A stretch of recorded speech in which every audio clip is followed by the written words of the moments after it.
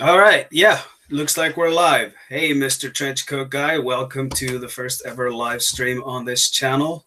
And any viewers and or fans, subscribers, audience members coming on, welcome aboard. Hi, Dori, and well, I'm happy to be your inaugural guest for what could be a successful career in being a YouTube guy who's doing streaming. Yeah, right. Well, we'll see how that goes. So, the topic of today, Tommy Robinson's sentence. And we are ultra privileged to be doing this because, quite frankly, neither one of us lives in the United Kingdom at the moment. So, if we were over there, this would probably count as a violation of the media blackout, that whole ordeal. All right. So, what's your take on this whole stuff? Well, first I got to admit that I had very little time to familiarize myself with the whole case. Now, uh, one thing I do understand is that what's essentially going on is Tommy was arrested for quote unquote breaching the peace, not disturbing the peace, which I would consider a reasonable grounds to arrest someone. And his sentencing is not for this particular, call it a crime. I'm not going to call it a crime, but the British government calls it.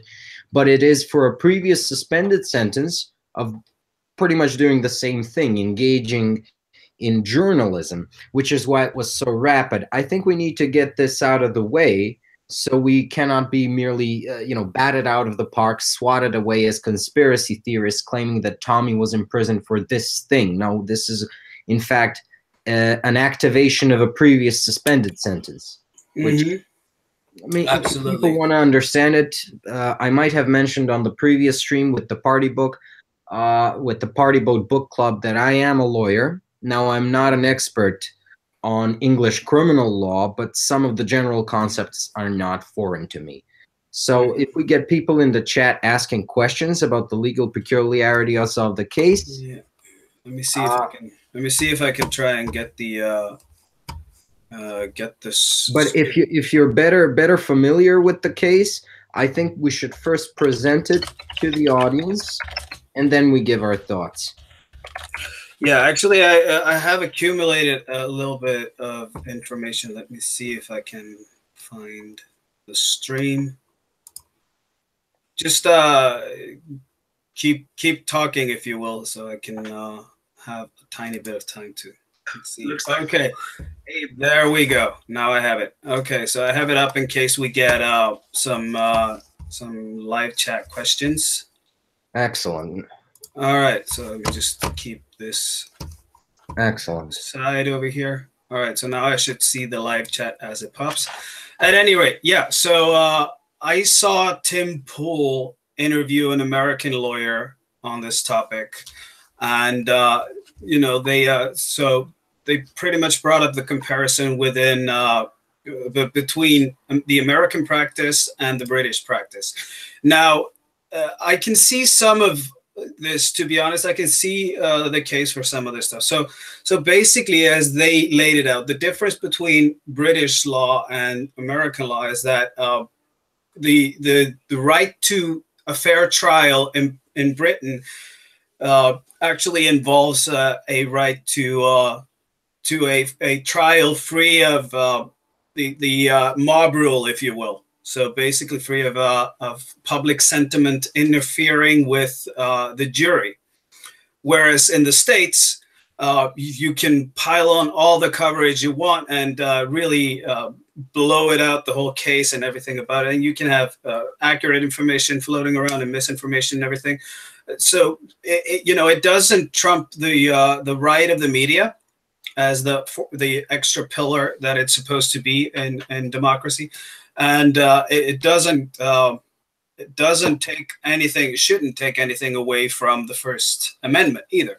But I mean, so I can see the case that we've seen mob rule and street justice, if you will, sentence people a lot faster than any court or judge could process a case. So I can surely see the merit of trying to trying to restrain the mob from actually just executing a person or their reputation, if you will, before it's gone through the due process of law. And but at the same time, it's there's just so much that is somewhat at odds here. So, where do I progress from that? So you look at it this way: he's there at the court. He's bringing attention to the case. I mean, obviously, if the court still has several sessions after that particular day, then this is not the day of the verdict itself. Then I mean, surely that might affect something, but still, at the same time, we saw with Count Dankula up in Scotland, everybody was all over that story after he had been found guilty, before there was ever a sentence. So, and even leading up to the trial where he was found guilty, throughout the whole case, there was a lot of both alt media and social media and regular media on that. So there's a question: what makes this case any different in terms of publicity, and so forth and so on? So I'm just like, okay, so you want fair trial and you want to control what's said in the media, etc. But at the same time, that's only for selective cases. Only a few selective cases seem to be sensitive, whereas other do not. This doesn't make sense to me, and that's the part. One of the reasons why I wanted to do this topic on the live stream, you remember, and maybe our viewership should know, we had a different topic planned. It was much more esoteric, more philosophical. But I said to Dori, it was just yesterday, I believe I told you, or was it this morning? I don't remember. Let's do this. This is much more important. And part of my preparation for this stream was reminding myself on the theory of anarcho-tyranny. I don't know if you've heard of this thesis before. No, I haven't, but I'm very excited to, so enlighten me, brother. I shall do exactly that, brother. So it's an old thesis postulated by Sam Francis. Now, Sam Francis is an old 80s and 90s era paleoconservative. He was an advisor to Pat Buchanan in the United States, who was the paleoconservative, right? And the thesis was postulated by Sam Francis and expanded upon by Paul Gottfried. Now, Paul Gottfried, he's a paleo-libertarian, one of Murray Rothbard's people, and perhaps anarcho-tyranny is one of the more productive ideas to have come from that paleo-conservative, paleo-libertarian alliance in the 90s. So the thesis is as follows. As the managerial state, the welfare warfare state progresses, right? As we have even greater welfare and even greater warfare, what becomes necessary for the maintenance of power of the managerial class, who are not often just the political class, they are sometimes even the bureaucrats and the people in the various non-governmental organizations, in the media, in the universities, in the academia, so the establishment. Yeah. What becomes? Yeah, I mean, I just want to jump in there because you said you mentioned non-government organizations, NGOs. NGOs, the non-government label is very much, it kind of it's misleading in a sense, because NGOs are very much players that affect deep state bureaucracy. They absolutely do. Yeah, to me, it's like the Google motto, "Don't be evil." What kind of person has to repeat don't be evil" to themselves all the time? The kind of person who has, tremendous evil inside them. So if you have to constantly repeat you're not part of the government, I say there's reasonable suspicion that you're at the very least in some form allied with the government, if not an informal part thereof. But the thesis is, in order to perpetuate the power of the establishment, and not necessarily the political establishment, but this broader bureaucratic / media / academic establishment, is it's necessary to allow members of certain protected classes to engage in outright criminal behavior. We are talking here about theft, about murder, about rape, about illegal immigration, uh, truly true crimes. So crimes that no society in the history of the world has not penalized. There is not such a society which has not penalized murder and theft and rape. Such a society, even the most savage societies, penalize these crimes. And the second part of anarcho-tyranny is, as normal law-abiding people, the middle class essentially, and the working class start questioning this permissiveness on the part of the government, they in part find themselves the victims of tyranny.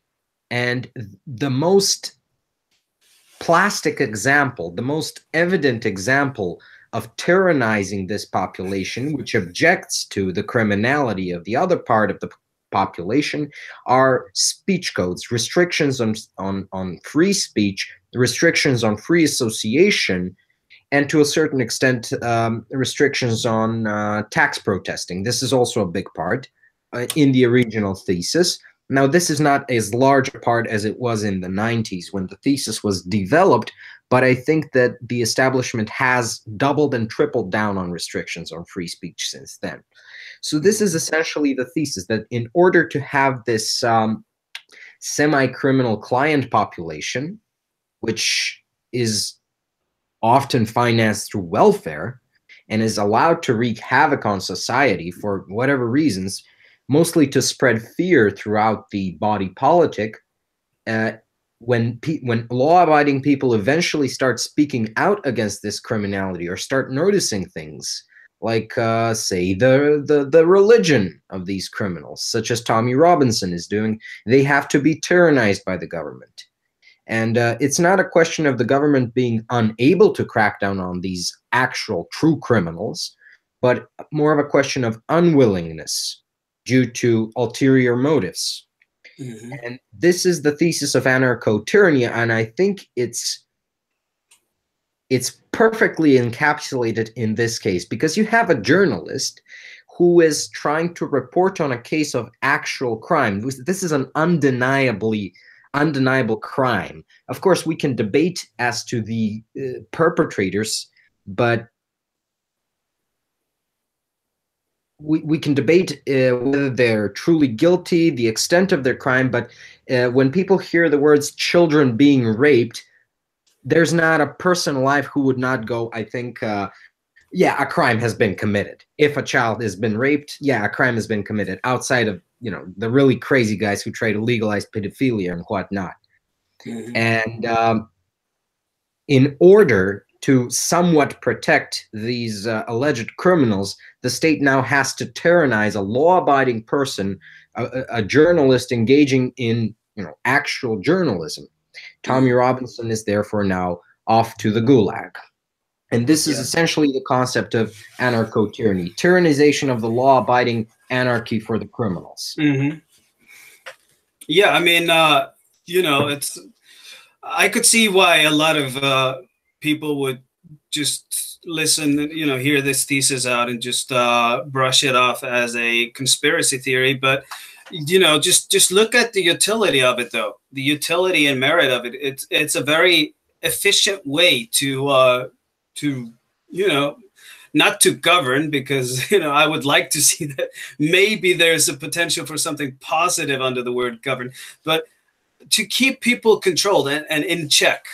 That's, you're not going to have a really functional, prosperous society, but you're surely going to be able to keep people in check as long as you practice approaches like this. And, it's very scary in a sense that not only is this, would this be severely immoral, but you can just see why it works. Well, of course it works, because now the people who are likeliest to fight back against the encroaching against the power of the establishment. So the ascendant classes, the middle class and the working class, are terrified of acting against them. Whereas the people who are no real threat to the establishment, this is a very important thing to realize, that common criminals are not a threat to the establishment. They're not the average university professor, and they are part of the establishment. They're not. They do not fret in their bed. Fear. They do not fear of losing their tenure to some crack addicted hoodlum. They are very much afraid of the rising power of the internet making the universities obsolete. Mm-hmm. Yeah, I But mean, they are under no threat just from the look at hoodlum. wonderful projects like the Khan Academy and several Oh, others. it's I mean, beautiful. there's so much I ocean love of Khan Academy. information. I do too. I think actually, if I recall correctly, I remember back when he was starting this out, when he was crowdsourcing the initial beginning of it, and I've been on board with that since before it became a thing, and now I'm just like seeing this project grow, and I'm just Yeah, really really proud of the work these guys put in, as well right. as everyone else who's put ocean of books, audiobooks, lectures, etc., onto the web. Wherein now, as just the average casual human being with a language capacity, you can go online and you can constantly keep enriching yourself with more knowledge, more education, and more options for growth at your own pace as you go through life. This is just truly beautiful stuff. And that's one of the many powers. I don't think, when they gave us access to the internet, you see, this is another thing, let's look at markets for a little bit. So government had the internet from the late 60s through the 90s. And when it handed it to us, it was at dial-up. And look at where we've come from dial-up, right? And what this has done for tech in general, the progression and utility of tech among the average citizen, average human being, if you will. So we've not only have we taken the technology and truly built that through the roof, but I also think they didn't anticipate to which extent we would find new utility for the technology, such as making media publications something accessible to the average citizen, and you don't need to go through an entire ocean of gatekeepers to get to a publishing press anymore. You can pretty much just do your own thing, put it out there, and when people stumble upon it, they either, oh, I gotta share this, or they're like, nah, this, whatever. So, and then the market takes care of that. So yeah, it's going to be a lot harder for them now to try and censor anything, and we see that they put a blackout in the UK on any media coverage of the sentence. And what happens? Not only do a lot of private citizens in the UK straight up just ignore that and go out and march and protest, but the entire globe has picked it up. Everyone outside of the UK, with any media or publishing power can straight up talk about this, because what's the UK going to do? Try and Not even media power. I mean, look at what's happening here. You have two guys with last names which nobody can pronounce. Yeah, exactly. Right. I twisted my tongue trying to pronounce your last name. It's like we're two guys from very tiny countries, and we're not even that big a presence on YouTube. We're discussing this. We're reaching some people, not a lot of people, but some people, possibly a loyal cadre of in Dori's longship, so to speak. But one thing I want to contend here. You said that the government gave us internet, and yeah, I've heard about DARPA and DARPANet and blah blah blah blah blah. Well, the thing is, they pretty much surrendered this military technology to us. Yeah, well, see that's my issue with it. They may have done the technology, the hubs, the switches, the networks, the whatnot. But that's not the internet. Okay. That's not the internet. That's the thing. It's the internet is a social phenomenon. Sure, it depends on technology, but it's primarily a social phenomenon. When you think of the internet, you do not think of hubs and switches. You think of the memes and the jokes and the bullshit and porn. Let's face it, there's tons of it around. Social media. You think of some of the really old memes. I have the honor of being an old fag on certain websites which shall not be named. But I remember the really old memes. Every time we talked about the internet, we talked about the social aspects thereof. Like the old joke, there are no girls on the internet. All the girls on the internet are essentially traps or 80-year-old Chinese men wearing girls' panties. And it was true in the early 2000s and the late 90s.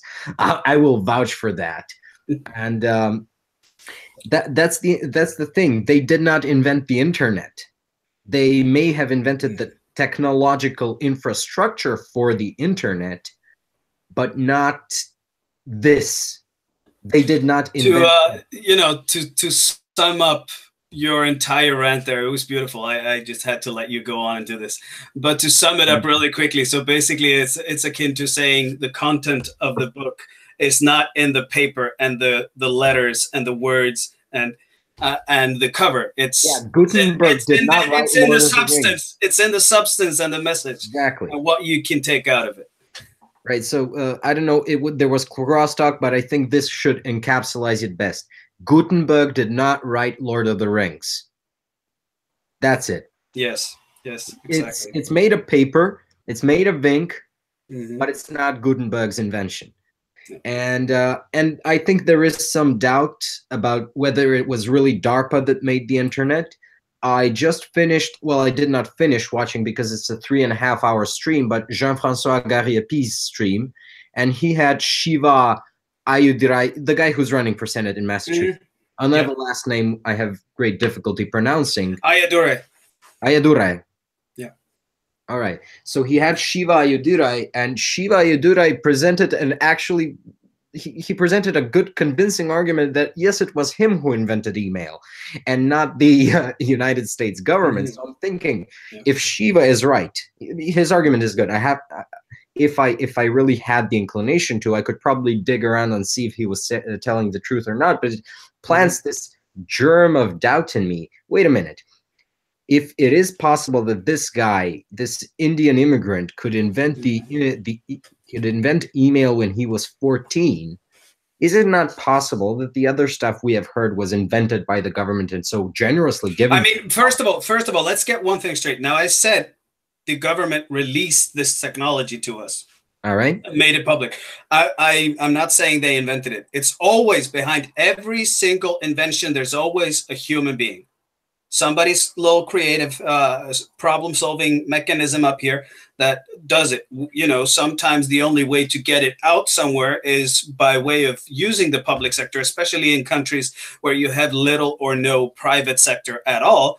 And, you know, sometimes the public sector is your market because of the utility. As in this case, you know, somebody's inventing something that happens to be very, very useful to military and to intelligence services, et cetera, et cetera. But, you know, there's always behind everything that we come up with in this world, there's always a human mind. So this goes back down to my tiny little point that governments don't take care of people. People take care of people, and people serve people, and people promote and complement other people and their contributions. And this is the beauty of writing in general, is that now we can take books that were written by genii and masterminds, thousands, you know, 1, 2, almost 3, probably like 3,000 years ago, you know, centuries ago. We can take their product, their work, and build on that, thus complementing their work across centuries, not just across our current, but across time as well. So we have actually broken both time and space now with our communication technology. We can sit in 2 separate countries over here, breaking space, online, complementing each other, you and I. But we can also look into a book by Aristotle, complement him over the time span of 2,500 years. Exactly. The multiplication effect of this is pretty extraordinary, and I think we completely underestimate that. Well, look at what we're just discussing here. Imagine learning of such a thing happening. Some journalist in a different country is jailed for reporting a crime that you did not even know existed. I was not aware that there was this prosecution before the arrest of Tommy Robinson. Now I I'm get it. aware of it, even though I live in a vastly different country, Mhm. far away. Your country is not that different from the UK as Macedonia is. Iceland and the UK. I think I sent you that article about the genetic similarities between the British Isles and Iceland this morning. Yeah, I mean, there are some. There are some. Right. Well, anyways, now we're doing that, whereas previously we would have probably not heard of this thing. I'm trying to put myself in the mind of, say, my father is at my age. My father at my age, that would have been 30 years ago, I guess. And it would be, oh Christ, let me 1988. Right, so 1988. How would he find out about a British journalist being arrested for reporting on a court trial? Not possible, and not just because he lived in a socialist country. Yeah, I was gonna say, Now, wasn't Yugoslavia still under Tito at that time, or what? no, Tito had already been dead for 8 years, Oh, but it was still a okay. more or less socialist country. Yeah. A transition was attempted as happened in China. But one of the biggest problems of Yugoslavia, the biggest problem of Yugoslavia was not socialism. It compounded the already existing problem of irreconcilable religious and ethnic differences. Yeah. And so you could not have a Which is Chinese. why the term balkanization is called balkanization. Exactly, and it actually predates even the oldest of Yugoslavias, the Kingdom of Serbs, Croats, and Slovenes, because this happened to the Ottoman Empire. Yeah. It fractured into these tiny states. Well, they're not exactly tiny, but it fractured into these many smaller states way before there was even a Yugoslavia. So first you have the Serbs, then the Montenegrins, the Bulgarians, the Greeks, everyone seceding from the Ottoman Empire.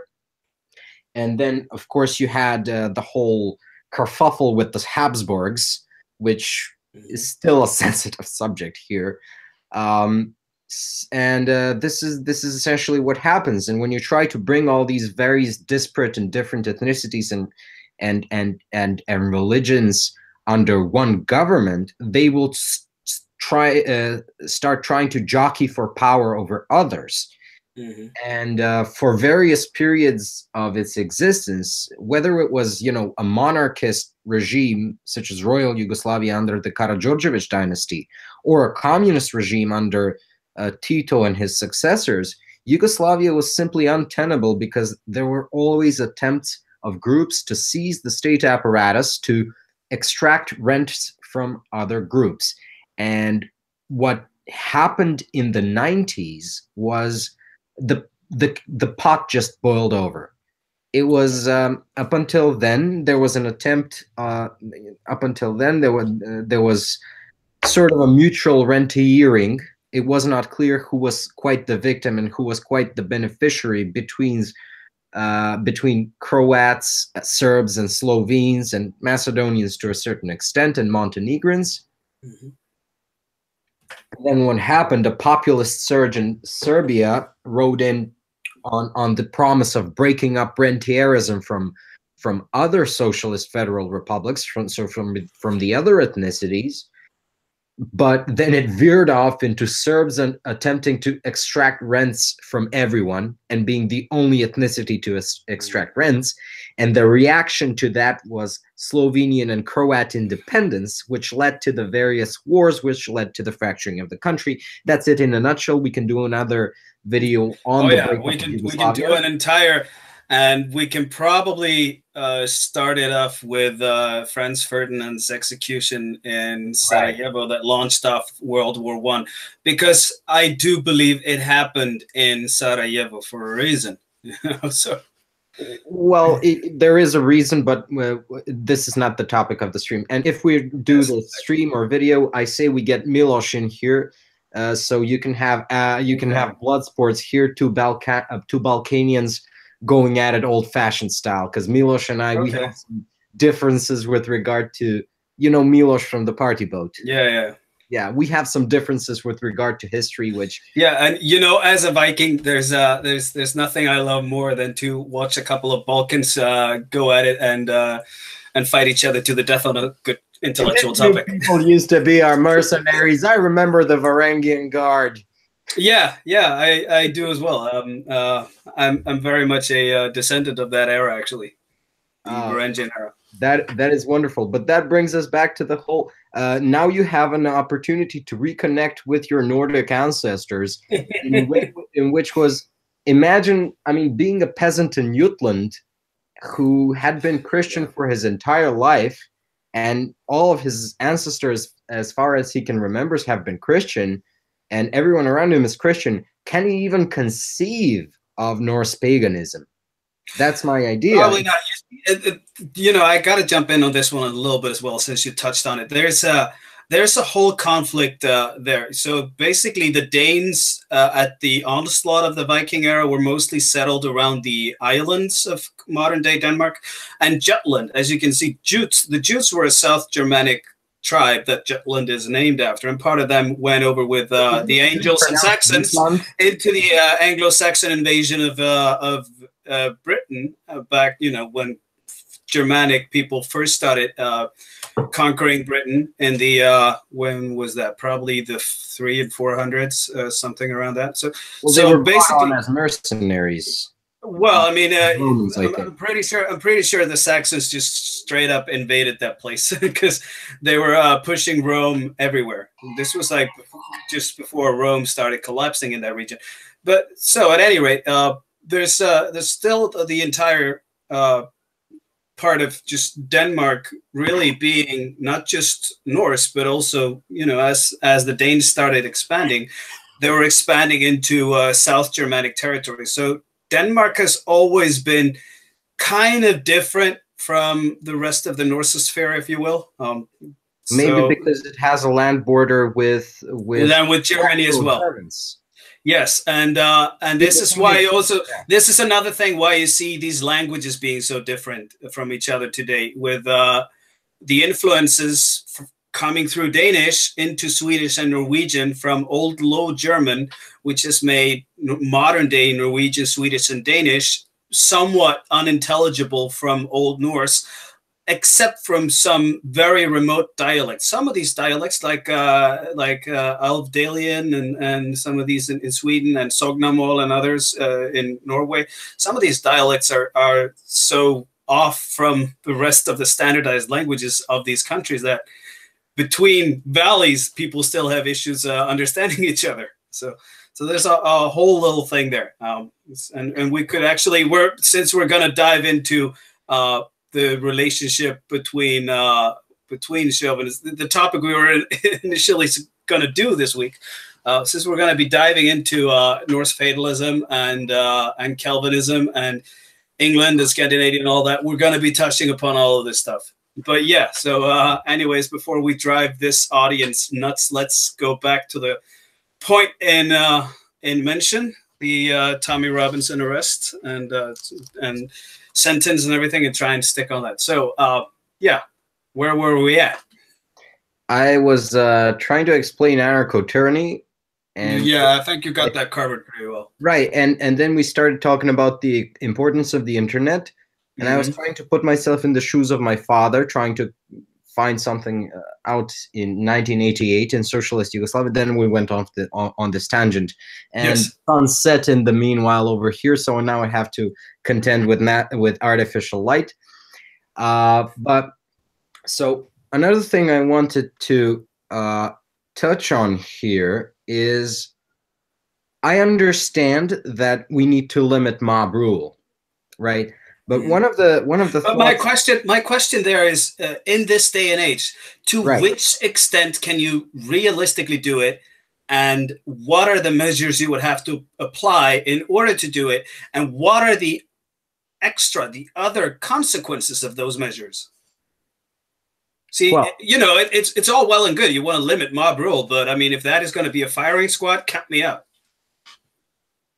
Well, the thing is, the police could have ostensibly handled this by removing Tommy and not by arresting him. I fail to see the thing is, the police can forbid you from entering an area without arresting you. I have had this done to me. I know you walk on the street and you notice there is a traffic accident, and the area is cordoned off by police, and there's a policeman standing there. He said, "You're not allowed to go in here." Does he arrest you? No. No, he just says you're not allowed to. If you go in there, he removes you. If you then assault him, that's a crime. If you resist the police officer as he's removing you. But that's a completely different reason from being where you're not supposed to be. I've done this numerous, as I mentioned, I'm a lawyer and I specialize in damage restitution.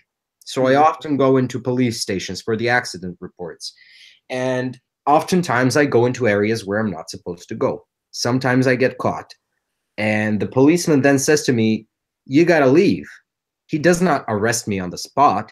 He would arrest me ostensibly if I were, to say, "Well, fuck you, cop, I ain't leaving."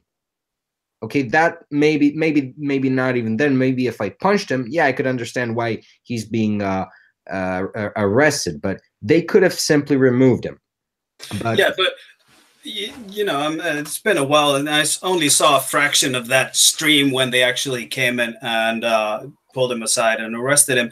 Did they give him any sort of forewarning or notice or anything before simply arresting him, or did they just go up and straight up arrest him with really no heads up?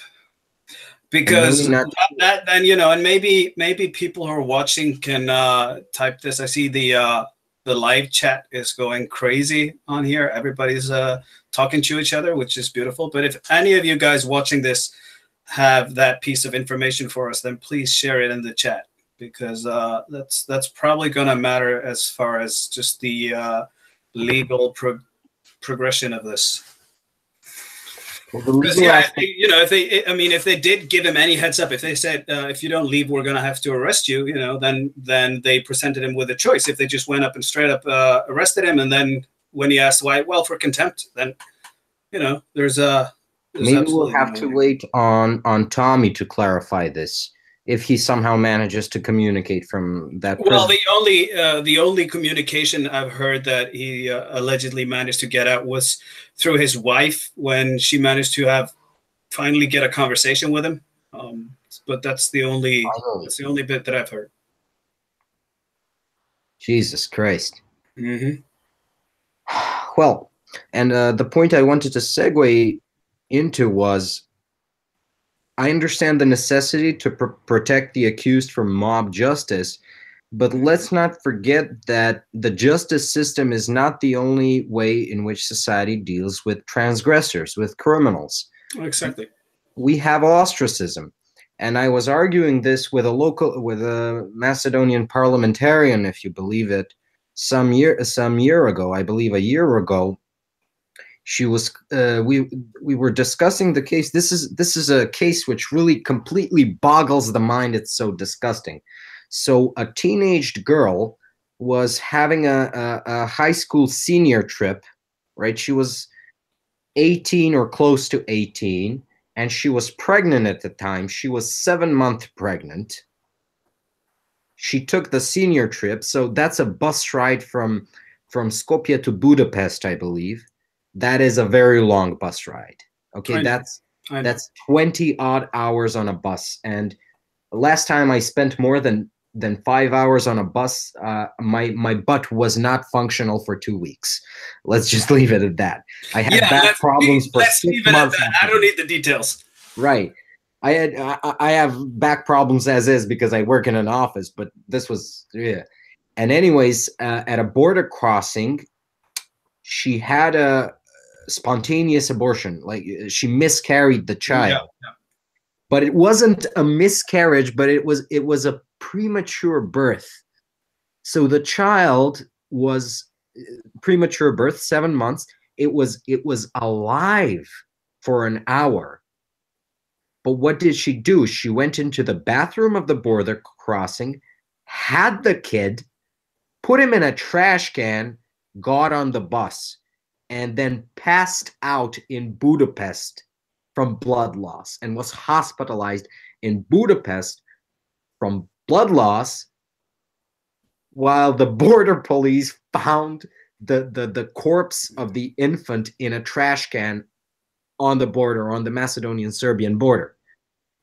And I was like, I shared the story to Facebook. I'm like, this is disgusting, reprehensible behavior.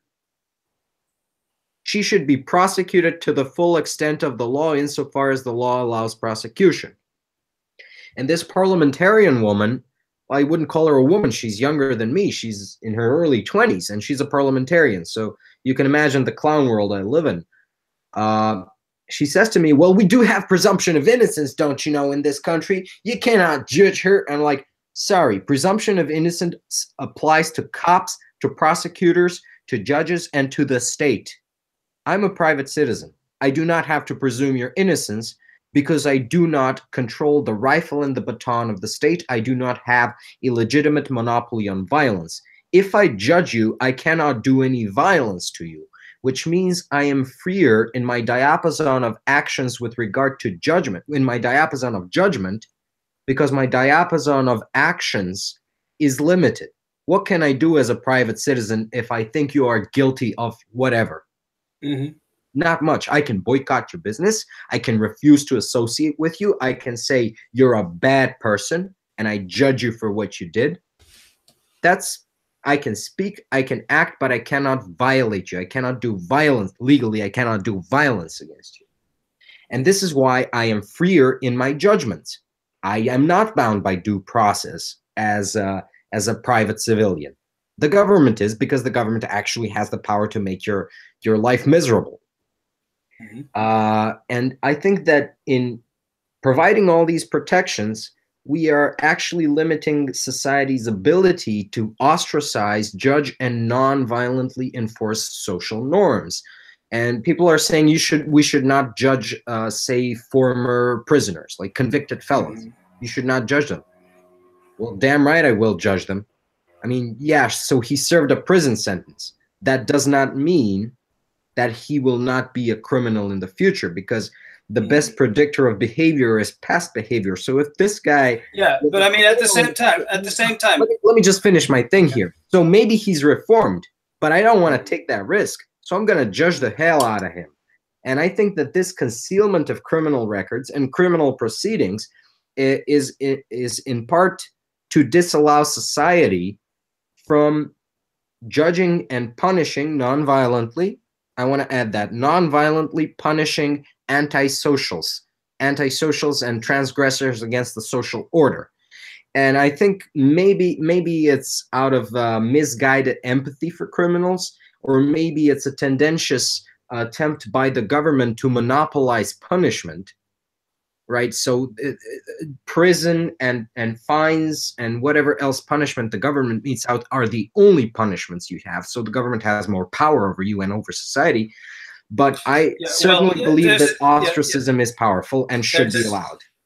There's one thing I want to put in there. So it's harder for the government to use the punishment aspect as a way to try and program society if they are rewarding and punishing one set of behavior while society is rewarding and punishing another type of behavior. So basically you have this goes back to trying to change the social norms. If you're trying to change the social norms, you don't want people to have any power to enforce the social norms by way of ostracism. Well, you're trying to select which laws you're going to prosecute and which laws you're going to straight up in some cases ignore.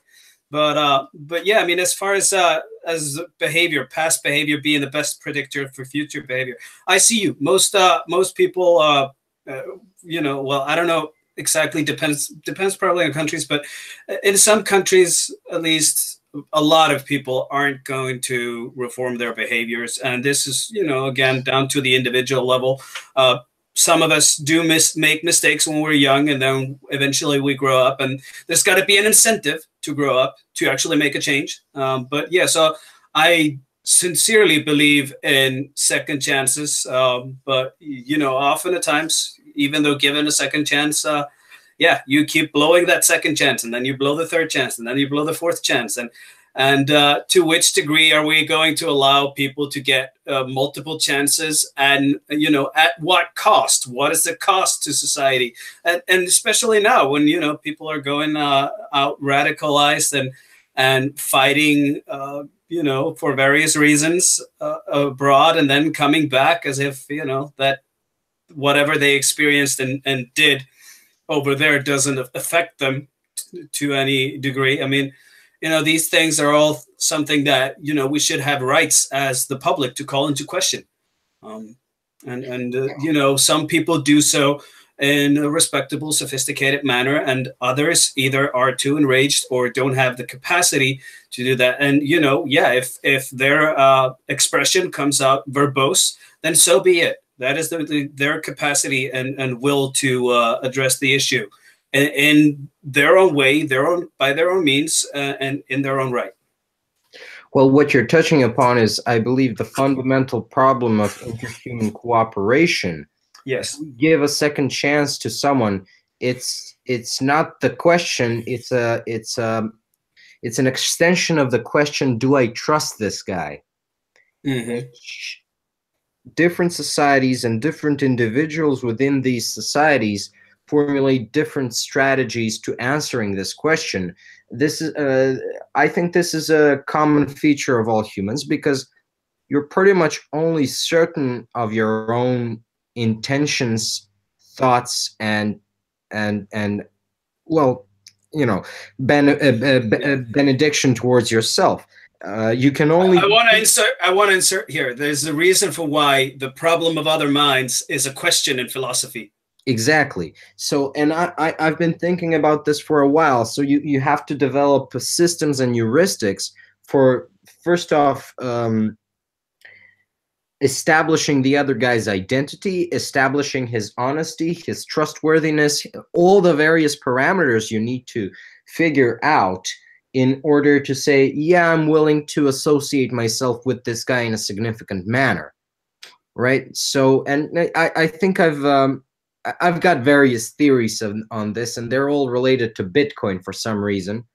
It's like but me trying to explain them would degenerate into me trying to prove that I'm not insane, because they're a little crazy.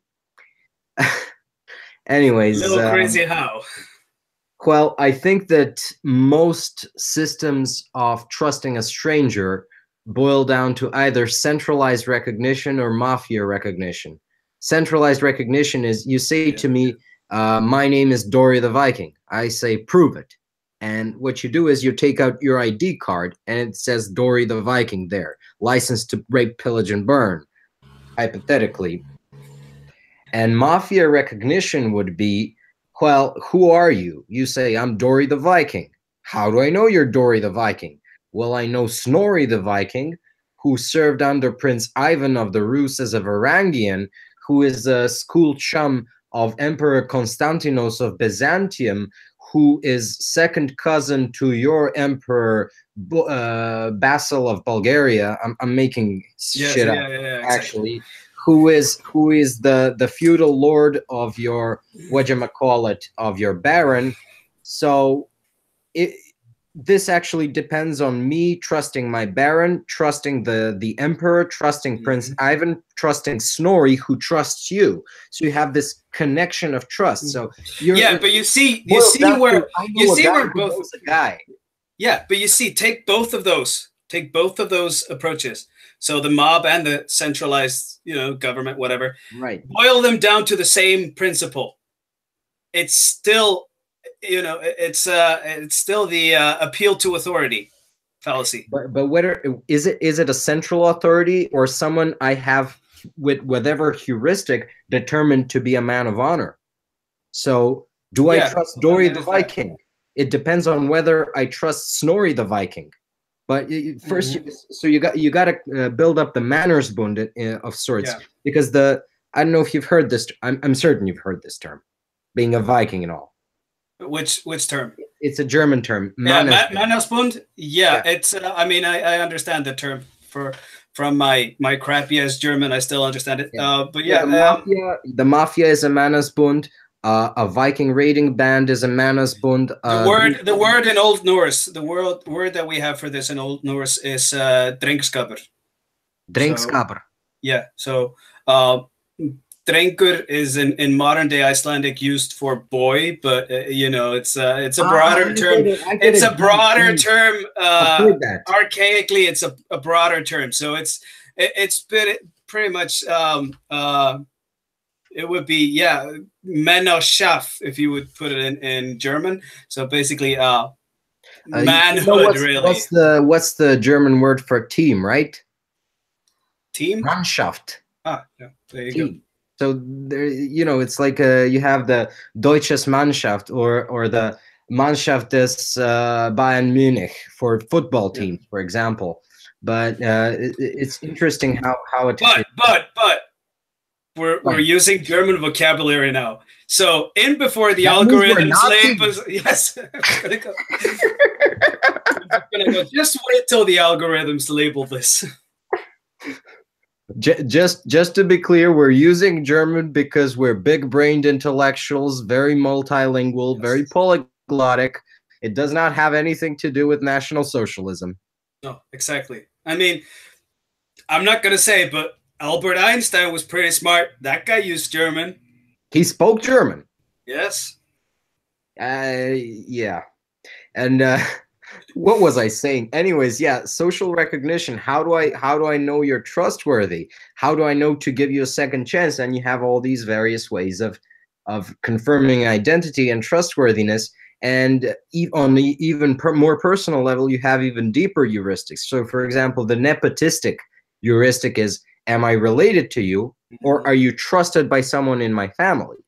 Maybe you have an ethnocentric heuristic, which is an extension of the nepotistic heuristic. Are you? Yeah, but so is the ideological nepotism. That's exactly what I always. That is, there are two. I mean, there are two biological terms. You have kinship and you have pseudo kinship. And I took this from Robert Sapolsky at Stanford, if people are wondering. His entire lecture series on human behavioral biology is available.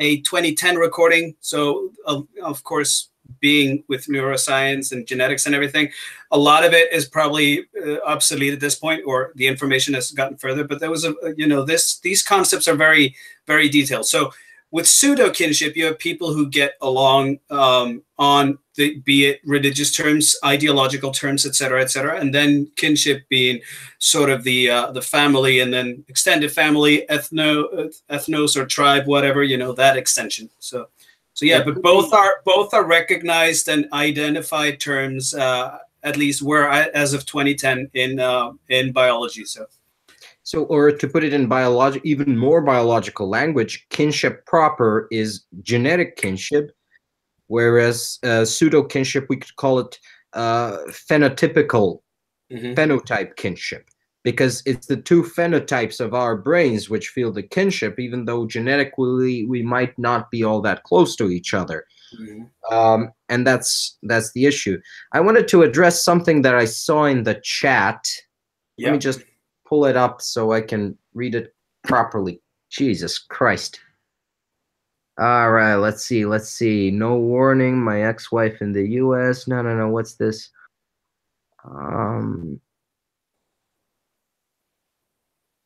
Sad part, as much as I don't want Islam injected into our society, but even Muslims can't speak out. They get terrorized by Muslim youth gangs, local convenience stores, etc. We are silenced by police. They are silenced by their own. Madness. Now, the thing is, when I was talking about the anarcho-tyrannical state, although the two classes of people for whom anarchy is permitted and people who are tyrannized, they will often fragment along racial lines, but it is not exclusively so. So it is not entirely alien to my mind to conceive of a Muslim store owner who does not want, or working or middle-class Muslim who does not want Tommy Robinson arrested, who would rather not have all this censorship, maybe because he fled Pakistan or some other country to escape censorship. Maybe he just has a good heart and does not want censorship. But I do not find it alien that he would be victimized by either the tyrannical state or the anarchical hoodlums for this exact same reason. He could, of course, be an ally to the mostly white tyrannized population of the United Kingdom, and either the gangs or the government will cut him off and will isolate him and make it likelier that he or his kin will fall into the hoodlum category, which are far more controllable than the tyrannized category, as seen in the anarcho-tyrannical model. So it's interesting you pointed out. You mentioned Pakistan, because I very recently watched a BBC documentary called "The India-Pakistan Partition." Right, going back to when they, when the Brits were leaving India, and the whole racial and sectarian conflicts that hadn't been there for the longest of time really just burst out, and just the whole progression there. I found that to be a very interesting documentary to watch in reference to some of what we're witnessing and experiencing around the world at large today. It really it's just really a good food for thought, I found. So I'm just tossing that one out there. well, if we're going to have a stream on Yugoslavia, we can also discuss India as a parallel, because my opinion of India is it's about as artificial a country as Yugoslavia. The whole idea of having a Raj, which is an India-wide state, is a pipe dream.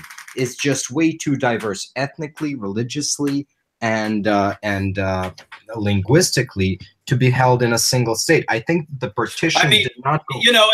There's a reason for why we talk about the Indian subcontinent, because it is a huge, gigantic, place.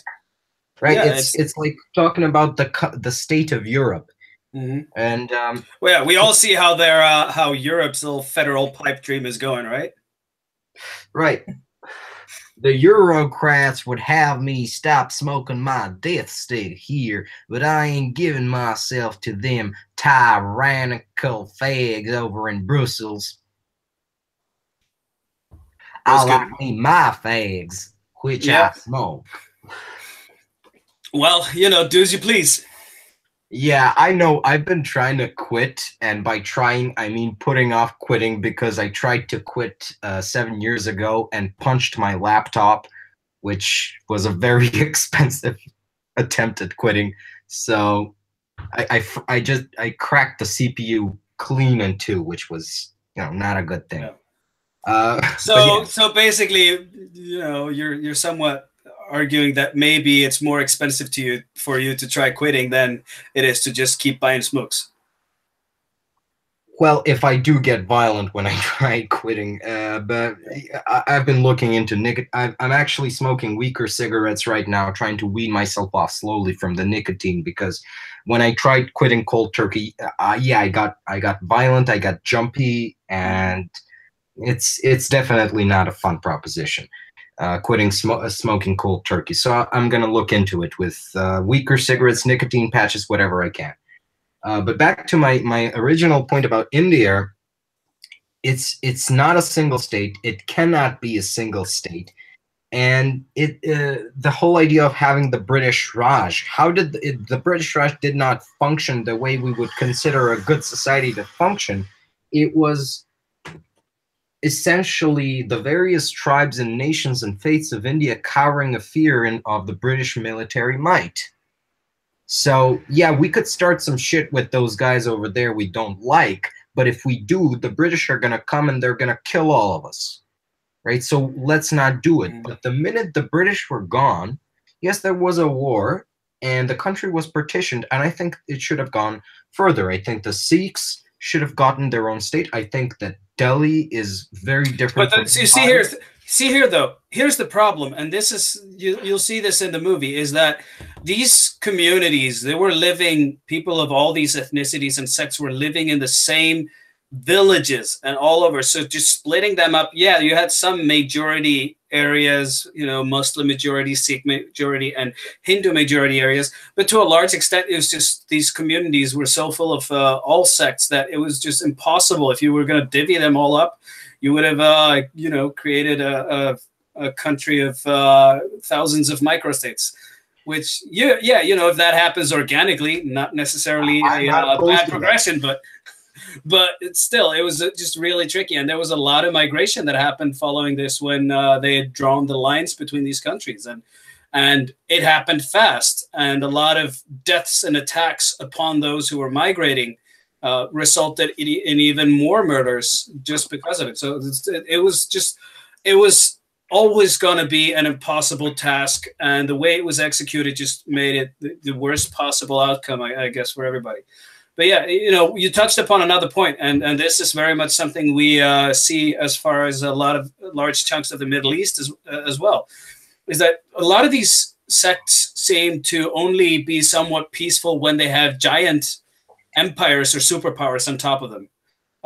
You could, I mean, if you just looking past some of the things that happened under various Ottoman rulers to various populations under the Ottoman Empire, it was still probably some of the more peaceful centuries for a lot of the different areas within the empire, and the same thing can be said for when the Brits and the French were on top of large chunks of the area. It was probably domestically somewhat peaceful. Was it necessarily good? Probably not. But and the same thing now. You see all these leaders that we've overthrown. We tossed off Gaddafi and Saddam Hussein. We're probably trying to topple Assad now. But yeah, so what's the alternative? Okay, so you say big bad dictator. Yeah, okay, big bad dictator. But what's the alternative? Because these guys they're not governing just cute little communal countries like the Faroe Islands. Right. They're governing a powder keg of ancient sectarian conflict, and just how do you do that? How do you realistically do that? This is the first question I bring up. Are these countries, and some of the countries in Africa as well, are they realistically governable? And I can't answer that. Well, the thing is, not in their present disposition. I'm going to return to my example of Yugoslavia in just a minute. I need to shut something down here. Mm-hmm. Sorry about that. I'm going to return to my example of Yugoslavia. Now, Yugoslavia was an untenable state, before Yugoslavia, you had first the Roman Empire, then you had the Byzantine Empire, and then you had the Byzantine plus the various empires of the Slavic nations, the Bulgarians and the Serbs, and you had the Hungarians exerting a good deal of influence over Bosnia and Croatia, and then the Austrians in Slovenia. But these were feudal empires, so yes, the king you might serve on, it could be Serb, he could be a Bulgarian, he could be Greek or Greco-Roman in the case of the Byzantine Empire, or Hungarian, but your local lord was of the same faith and of the same ethnicity as you, and this extended into even the Ottoman Empire. People don't understand this. The Ottoman Empire was very decentralized. They had the millet system, where the religious leaders of each millet, the millets were religious, the religious leaders were also the temporal leaders. So the Sultan was the Caliph of Islam, and therefore he was the religious leader of all Muslims, and he was also the secular leader of all the Muslims and of the Ottoman state. The Patriarch of Constantinople was the religious and secular leader of the Rumelian millet, which was to say all Christians, or all Orthodox Christians within the empire. I mean, and there were different millets for the different sects of Eastern Christianity. So, for example, if you were an Assyrian Eastern or an Armenian Eastern Christian, you would be governed by the bishops and patriarchs of these churches. And the Jews were, of course, governed by the chief rabbi of Constantinople, if I'm not mistaken. I could be mistaken here, because Constantinople was not the center of Jewish existence in the Ottoman Empire. That was Thessaloniki. And and then what happened was, as the Ottoman Empire began to fracture, as the state began to lose power, people were no longer afraid of the askar, of the Turkish armies. What happened was all these states started popping up: the Kingdom of Serbs, the Kingdom of Bulgarians, the Kingdom of Greeks, and then all these various kingdoms. And then the Habsburgs fell out. So the western part of Yugoslavia, so you had Bosnia and Croatia and Slovenia. And then they were joined in this country, which was the brainchild of Woodrow Wilson. And it was not a very strong state, but it was backed by the French and the English to a great degree. It then tried to forge a new alliance with Germany as the World War II was raging on, but then was destroyed by English espionage, this alliance, and Germany invaded and occupied, and all the various Axis countries, so Bulgaria, Italy, tried to break it up. And then you had the new Yugoslavia, the socialist Yugoslavia, backed first by the Soviet Union, then as it broke from the Soviet, after the Tito-Stalin split, it was backed by the United States State Department financially to a great degree. And the Soviets, of course, supported it still because they did not want it to, wanted to keep it at least neutral, keep it from going into the American camp. The Americans want to keep it from going into the Soviet camp. But this was still a state which was more or less a dual client of the United States and Soviet Russia. Which, you know, which provides so much access to funding from either side that there's really no need to try and get an economy going again. So it's like, exactly. Oh, okay, we could be sitting on our socialist here, right? Yeah. Socialism fails until you run out of other people's money. Well, as long as the State Department and the Comintern kept pumping money into Yugoslavia, it was, as my mother is very fond of repeating, a very nice place to live. And I'm not going to dispute that.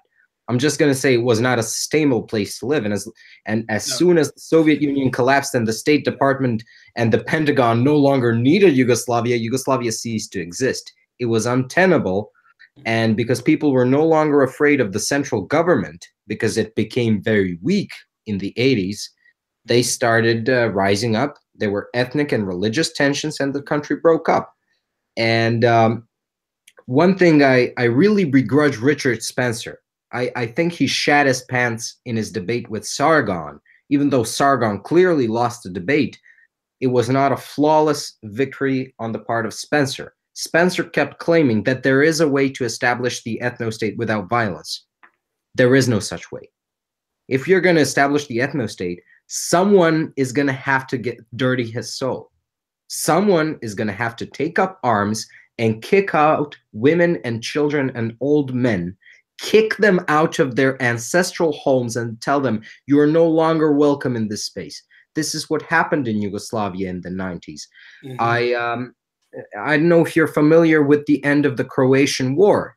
In 1994, I believe, Operation Storm, the Croatian army and police descended upon Serbs who lived in Croatia, upon women and children and old people, and kicked them out of their ancestral homes and said to them, you don't have to go home, but you can't stay here, right? You can go to Bosnia, you can go to Serbia, you can go fuck yourselves, but you're no longer welcome in Croatia. You're not going to be part of Croatia. We're going to make Croatia an ethno-state for Croatians. They did not use the word ethno-state. No. Which, I mean, this is so ironic, considering that the two most mutual intelligible dialects, if you will, or they call them languages, but they're pretty much just dialects. So the two most mutually intelligible ones are Serbian and Croatian. So it's just like, really, you have all these you have all these slightly more distant branches, and right. So you can make that claim, and a lot of Croats and a lot of Serbs will dispute that. But if you understand the one language, you understand the other. Mm-hmm. And I'm not gonna touch that unless we actually have blood sports. Unless I get Milos over here on this stream, okay, maybe get a Croat, make it really fun here, and get one of those really head shaven Hajduk Split ultras the supporters of the football club, Hajduk of Split, get one of those here, and let's have blood sports on Yugoslavia. But the thing to me is Richard Spencer, I think, was an intellectual coward by not bringing this up. That there is a precedent of an ethno-state being established where a multi-ethnic society once existed. That is Croatia, and it was violent. It was nasty. There were war crimes on both sides. But one thing I always say to people who, are sort of skeptical of the ethno-state is local people who understand the local situation in the Balkans. Whatever you say of Croatia, it does not have ethnic minority problems, right? Unlike Macedonia, we have an ethnic minority problem. We have ethnic tensions because we have a substantial Albanian minority. Now, whether we can make it work or we can't make it work, I'm not going to go into that. I'm just saying Croatia does not have that problem, and they do not have that problem because they kicked the Serbs out in 1994. It was a violent, horrific thing, but they do not have this type of problem in the present. And that's all I'm saying about it. And I think Richard Spencer should have said that to Sargon. Yeah, well, you can say that, okay, so yeah, there are some countries that are very very monocultural, mono-ethnic, if you will. Yeah, and they don't have these problems, but you have to, at some day, at some point, if you're going to make the case that you want to turn some country into that, you have to also just come out and say, and I'm willing to see deaths to realize that. And, the minute somebody does that, I'm not on board with it. So, and this whole concept of an ethno-state, this civic nationalist thing, I can get, the thing that ultimately, if you're going to coexist as various different people in a place, then yeah, like in the US, the Constitution should come first ahead of anything spiritual or divine or whatnot. If you cannot understand that we need to coexist under one Constitution, then if you're going to claim that your religion stands for anything good, then you should at least acknowledge that you have to coexist with people who believe differently than you, even if you believe that their ways are immoral, be it for religious reasons or lifestyle reasons or sexuality, whatnot. You have to ultimately realize that, if you believe in anything good, you have to coexist. That I mind my own business, so-and-so minds their own business. It's the only way it can work. And trying to force people, like we're seeing, force people to coexist, it's just pushing more divide and more tension. And yeah, just the sheer thing of people with different lifestyles. If you're going to force them to all be responsible for each other's healthcare, for instance, this is something we see where healthcare is very centralized. That people are, they're all about each other's lifestyles. They're not just picking on people for smoking too much. They're picking on people for diets, for exercise, for their everyday routines or whatnot. They're not taking care of themselves, and it's just everybody picking on everybody. And is that helpful at the end of the day? I don't know. Well, it is a source for attention. You might be for it. You might be for it, but it is a source for attention and always will be. Well, here in Macedonia, we have single-payer healthcare. It's not completely nationalized. We do have private hospitals. We also have state hospitals. But let's say I develop a smoking-related illness. The state health fund is liable for 80% of the cost of my treatment. And I'm going to, of course, pay the 20% out of pocket. We call that participation. But the 80%, I am essentially stealing from my fellow citizens by living an unhealthy lifestyle. Now, personally, I'm trying to quit smoking and all of that. But if I develop I have developed smoking-related illnesses in the past. I mean, I'm more susceptible to respiratory tract illnesses due to smoking. I have chronic sinusitis, which is in part related to smoking. I am in essence a burden on my fellow citizens, people who overeat, people who don't exercise, because health is in many ways a function of your willingness to participate. But I wanted to address the civil nationalist part. Now, if you're going to have a civil nationalist state, you're also going to have to employ a significant level of violence. Now, let's say it's a principled civil nationalist state, and you have someone who does something completely opposed to the nomos of the law, of the raison d'etre of the civil nationalist state. Say you have Muslim rape gangs. Say you have these rape gangs. I do believe the politically correct term, I almost said politically corrupt term, which would be a more correct term for politically correct. But yeah, I do believe the politically correct term is grooming gangs. Or maybe sexual education gangs. I don't know. It could be undocumented boyfriends. Yes, yes, exactly. Oh Anyways, my God. Okay, so rape gangs.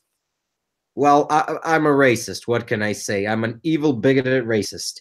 And I speak German too, which is obviously literally Heydrich. Yeah, exactly. Right? Exactly.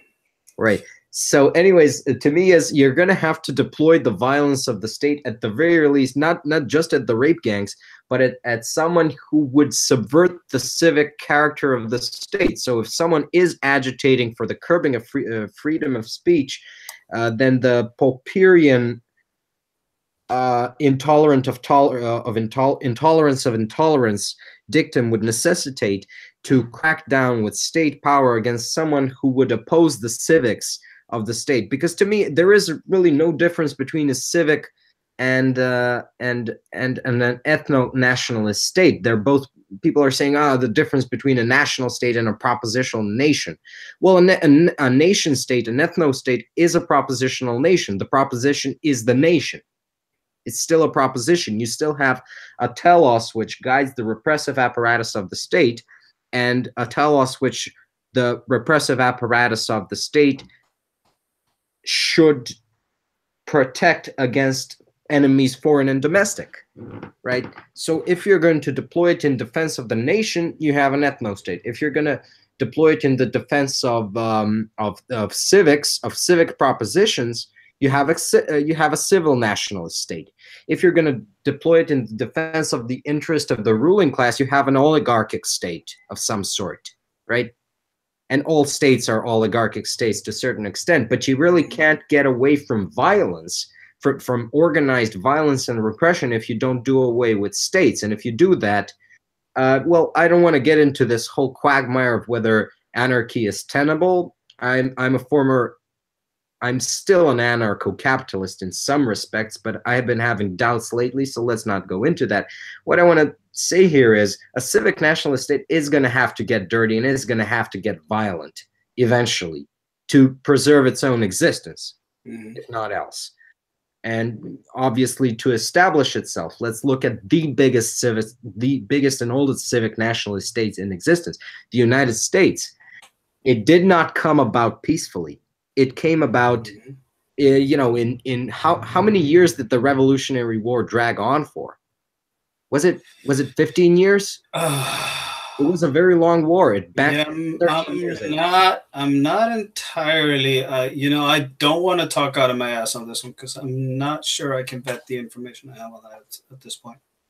Maybe there are some people who will toss out the accurate information in the it doesn't matter. I mean, there was a war. So people are asking, how are you going to establish the ethno-state without violence? Well, how are you going to establish the civil nationalist state without violence?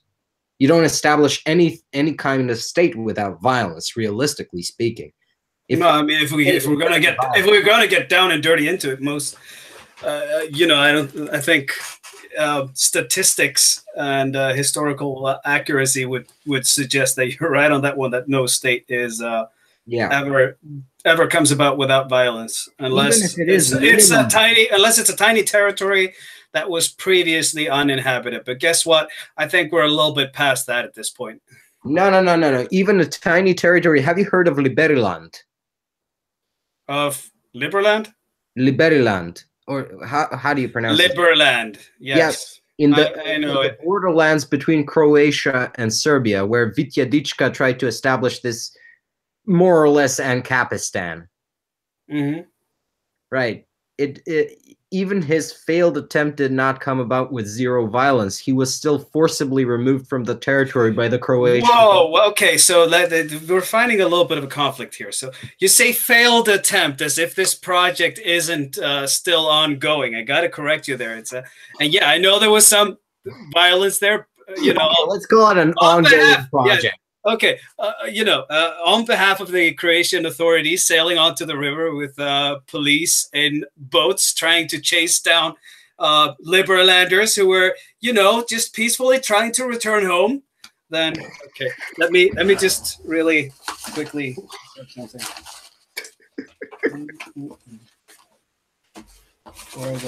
Yeah, have a laugh while you're at it. Okay, let me just say here, Croatia is my favorite vacation destination, and I am in no way challenging the sovereignty of the Croatian state, especially not in a way that would get me banned from the country. All right. Or at the very least, banned from Dubrovnik. Yeah, I was just really quickly trying to find my pin, but since I didn't find my pin really quickly, see if that... it doesn't really focus on it, but yeah. So I have my pen here. I have the pin somewhere. Oh, so I'm speaking to a Liberiland native here. Yeah. Well, at least a vocal representative. Okay then. So somehow we ended up back in the Balkans for some reason. Why do we keep, every time we talk conflicts, why do we keep going back to the Balkans as if there have ever been conflicts between people in the Balkans? But we're the best at it. Yes, I know, right? You guys are so hot-blooded down there. You know what's the interesting thing? And only a Balkan person would just laugh and take that as a beautiful compliment, which it is. It is. Being very hot-blooded is a beautiful thing until there are conflicts. Yeah. It's high energy. Let's go all Trumpian on this one. You guys are so high energy. It's beautiful when you need to get something done. Very ugly when you don't get along. Well, we're actually the thing is, the Protestants have the Protestant ethic, and the Norse have janteloven, and we have kicking the shit out of each other. I think it's as good as any method of conflict resolution. May I? On the janteloven, that's continental. That's Scandinavia, continental Scandinavia, the actual Scandinavia. If you try and present that to an Icelander, a Faroese, or a Greenlander, yeah, no. You get your skull cleft open with a war axe. Oh, probably. Well, something. No, it's just. I would say. I mean, we're mostly peaceful, all of us. But it's very different. It's vivid. Right. It's volcanic, especially in Iceland. Here's what I say about Icelanders. Iceland has 4 main archetypes of people, and they're all kind of tied to the country. So you have the glaciers, who are, somewhat still and reserved and silent and whatnot. And then you have volcanoes, who are always just, bursting out massive explosions and high energy, if you will. And then you have hot springs, who burst usually, yeah, and they're hot in their burst, but it's just empty steam, and it's really not serious. Then the 4th type, and those are the volcanoes that are buried under glaciers. So they seem very poised and reserved and laid back, at first glance, but when they burst, they burst. So they're kind of like the wrath of the awakened Saxon, the poem by Rudyard Kipling. Yeah. You could just as well say that that would be a certain group of Icelanders when enough is enough. Well, that would seem to me to be the optimal character disposition.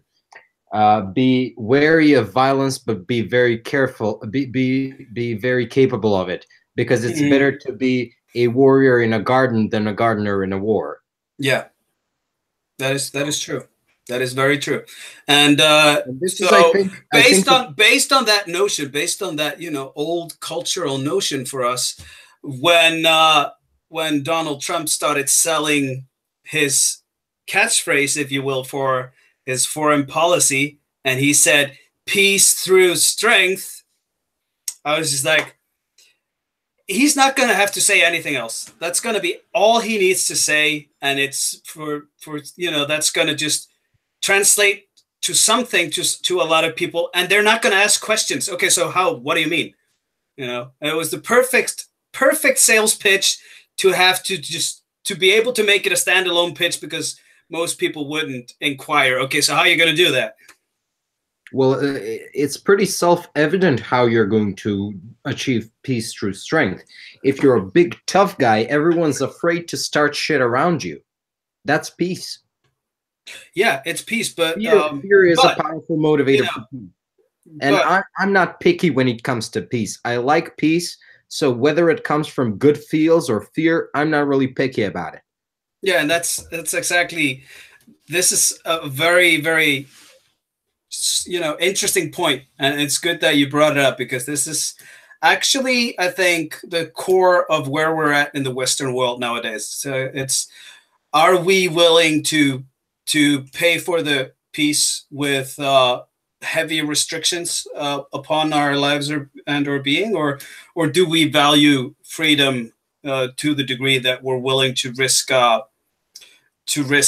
instability, civil war, even in some countries, for it? This is, and yeah, I think a lot of people would rather take infringement upon their lives to, a large degree, and a degree to which, it's kind of scary to me.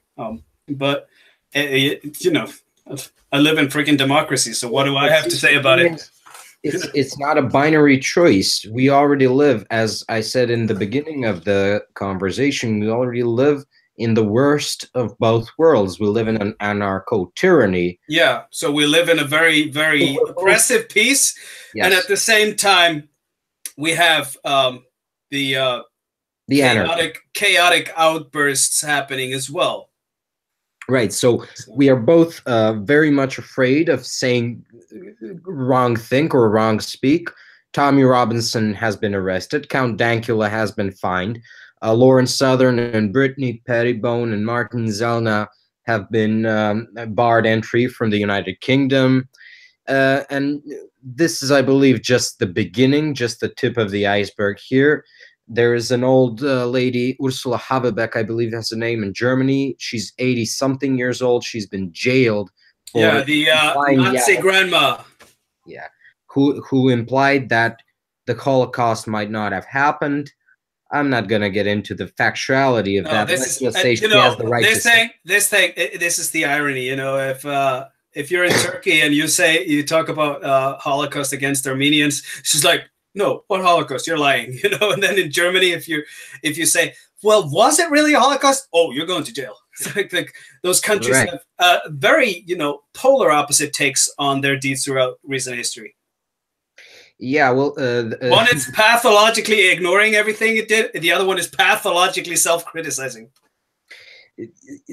But the end result is pretty much the same. You're not allowed to dispute official doctrine of the Holocaust in Germany, and you're not allowed to dispute official doctrine on the Armenian genocide in Turkey.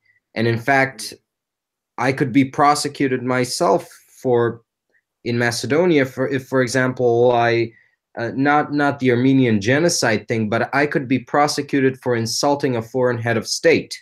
Yeah, that we still have that written in law in Iceland as well, but right. But now, since everybody's bashing Trump, and we're like, hey, we're pointing that out just for fun. Now all of a sudden, it's like, uh-oh. Yeah, a man in Macedonia was recently fined, somewhat gruesomely fined, for insulting the Turkish ambassador to Macedonia. I believe he said something very sexual about her, because let's face it, she's a very attractive woman. If you're interested, you can look at it. Turkish ambassador to Macedonia, very attractive woman. He said something quite explicitly sexual about her, about activities he would like to perform on her various body parts, and added that Erdogan is not a very nice guy, not in that language, and he was fined for it. He did this on Facebook, and the outcry was not substantial, which makes me, weep for my countrymen. But it gets me, I guess, into the final thing is the outcry over Tommy Robinson and also Martin Zellner, Brittany Pettibone, Lauren Southern, all the other people. It sounds to me to be distinctively Anglo, and even more than that, distinctively Anglo-American. I watched your last video just before the stream. Like, the official language of Britain is now silence. And I thought to me, well, that's a very American thing to say, even when coming from an Icelandic guy, because well, don't forget, I'm bicontinental as well. I mean, I've grown up and lived on both sides of the ocean, States, right. Scandinavia. But you live in Reykjavik, right?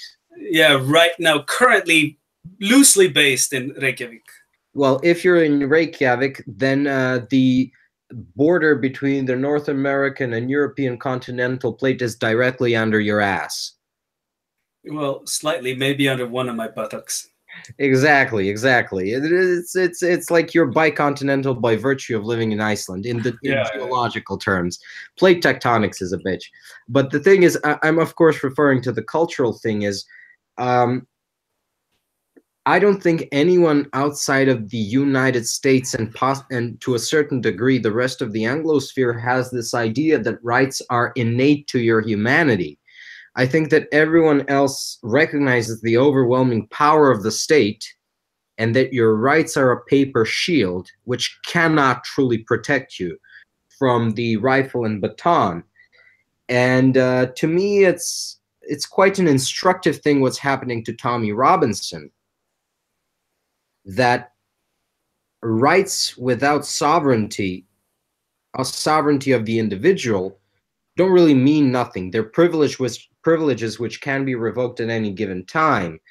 Yep. And I'm going to veer off into serious wrong-thing territory here, but historically speaking, sovereignty has always been understood as a function of force. And the United States, I believe it still has the First Amendment and will keep it for a while because it still has the Second Amendment and will keep it for a while. That I do not think we can guarantee for other countries, even though they actually have constitutional protections on free speech. Yeah. The UK. Trust me. The movement for removing the First and Second in the US is growing rapidly, and it's for the lack of understanding of how awry a lot of other countries have gone, that people are promoting that. Yes, there are social problems, severe social problems in various places in the U.S. I wouldn't deny it, and neither should anyone with an honest eye. But the thing is that removing the First and Second as a solution, well, go do it if you will and see how that works out for you. But I do not recommend it. You don't really have to remove them both. Remove just one, and it degenerates. Yeah. If you remove the second, you have no way of keeping the first. And if you remove the first, then the second can really do you no good at any organized action. Mm-hmm. Right? You can keep your arms, but you can only be a lone nut in your house without the speech to organize you into a more serious, say, militia. And the government, which is why the very removal of the first, the very removal of it would trigger that message to enact the second collectively.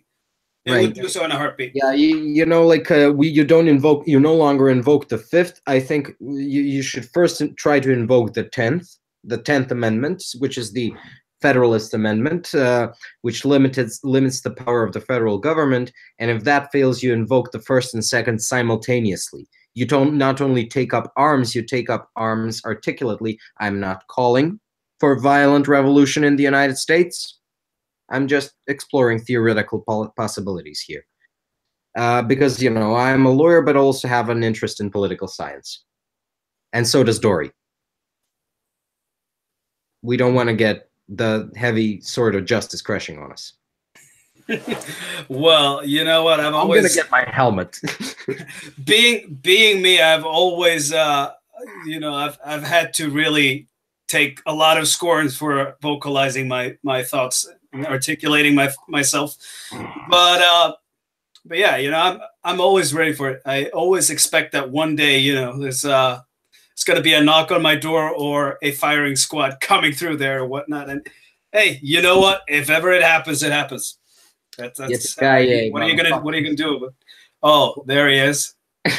Are you just you evil, wicked Macedonian? Are you appropriating American culture?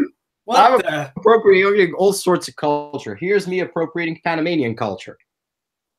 Yeah, and I remember the last time we streamed together, you appropriated my culture with like the most historically inaccurate stereotype that you could ever possibly bring about. Yeah, you probably have it over there, don't you? Oh, let's face it, you wore the horns on the inside. Oh, of course. Oh, of course. Do you think I want people to really see my evil insides? Anyways, we had something smart to say before we started goofing off, I think. Yeah. I'm pretty sure we did. Why does it always go this way? It's like, yeah, we have a smart conversation, and then it's just like, it just goes off on a tangent and just goofing around in ways that people are just like, I thought these guys had intellect, but now I'm not sure anymore. I just had this exact same exchange not 5 hours ago with a friend of mine. Is like, why is it every time we really start getting into the meat of some matters, right? We start talking about ephemeral shit like what's the model of your cellular phone and what's the strength of the connection? And I say, well, face it, 95% of all conversations are like this. Of all our conversations are like this. It's because we have to prepare ourselves for the big brain stuff. And back when I was selling life insurance, you got to butter up the client with small talk before you really get to the details of the insurance policy. And that's probably it. If you constantly do the big brain stuff all the time, you got to charge fatigue and possibly arrogance, and then you start saying stupid shit. Well, the thing is that first of all, it takes, and especially with my mind, because I do some deductive logic when I'm working, but a lot of the times I'm building layers upon layers of complexity onto the case, when I'm exploring things. And I do a lot of game theory computations to examine things, add that as layers on top. And yeah, it could get very heavy, and it's exhausting to a point where, I've ended up with, after 2 or 3 hours of intellectual work, ended up with such a headache that I just had to go grab a drink and lay down in bed for a little bit. It does happen. It's a lot of work. So sometimes you have to resort to humor, and praise to Bowman, in the super chat, who actually complimented us. See, I'm even off of my language here. So he said a bit of humor is good. And yes, it's good, because the jokes are actually what helps you. One of the things that helps you recharge your batteries, get your energy levels back up. And already when we started this stream, it's been a rough, long day and a weekend for me, and probably for you as well. I was low energy when we were starting out. I was like, okay, I'm just going to power through this. And then after a little bit of exchanging with you, I get charged by the conversation because of what you bring, and that lifts me up. And then, cracking jokes is very much an important aspect of that as well. So yeah, but it's just a lot of work. The thing is, this humor allows us to retain our sanity, I believe, because we are living in a very, very cruel world. We are living in a world where we could ostensibly go to prison for what we're saying here, where Tommy Robinson has gone to prison for engaging in journalistic activity, and he's a journalist. And if we cannot laugh about it, I think that the very pressure of this whole thing, of the clown world, as the kids call it, is going to drive us insane. And it's not just a question of fatigue. It's not just a question of being burned out. I think it's a question of retaining your sanity, of being able to laugh in the face of danger, something which was respected by warrior cultures, as we know. Yeah, Maybe which is why I was going to say, yeah, I was going to say this is going to be so interesting when we get to the conversation we were actually going to have about this guy was trying to equate the emergence of Calvinism with as a progression of Norse fatalism, which is just they're two very opposite things, because it's the Norse fatalism, it's that mode of thinking and that philosophical point that even though I'm not a strong believer in, you know, fate or determinism or everything, even though it's a very big rooted thing in my culture, even though I'm not a big believer in it, I use that mindset. I use that philosophical application just to keep myself grounded. That is one of the things that makes me strong and grounded in this crazy, you know, ride of just over 30 years of a life that I've had, and in the current affairs of the modern world. Because, you know, it's just like, you know, I might not believe that's the thing, but whenever it's my day to go, it's my day to go. What are you going to do? Just suck it up, Buttercup. And if it, you know, happens by the hand of someone, do your best to try and take the fucker with you. Exactly. You know, just die a way a man should die, with a slain foe at his feet and a defiant snarl on his face. Yeah. Right. So this is male privilege, by the way, you guys, this is male privilege in a nutshell. They like to, you know, feminists today like to paint this idea, this picture that, you know, the 5 to 10% of men in each given society throughout history have been, you know, the equation of all men. But for 90 to 95% of men throughout human history, the male privilege is that you get to get drafted and go out and die to keep the rest of us safe and prosperous. That is your, you know, that is your obligation, your plight, and your privilege. And yeah, you know, and we know this. This is why we have bromance, you guys. This is, and women will never understand bromance, but it's because, you know, on a biological level, us, you know, we men, we understand that, you know, eventually we're gonna die, and we're gonna die alone. Probably, there's a good chance that we do, and it's always some comfort knowing that you might be able to die alongside a brother. You know. Yeah. And even if that brother is indeed an you know, homosexual elf, when you're facing down the orcs, it does not really matter. At the gates of Minas Tirith, you're gonna charge at the. Which it's interesting that in this stream you have the color patterns of Gimli and I have the color patterns of Legolas. So I'm the homosexual elf here.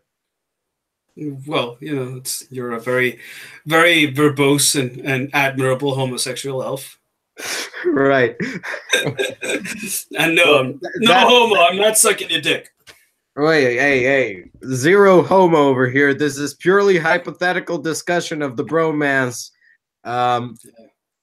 Right. Anyways, so yeah, it's a big part, and there have been studies which show that in psychotherapy, men benefit from group therapy far more than they do from one-on-one psychotherapy, because the way men function is, I'm gonna catch some flack from the Sargonite types, but men do not quite function as individuals. Men function as a part of a Manasbund.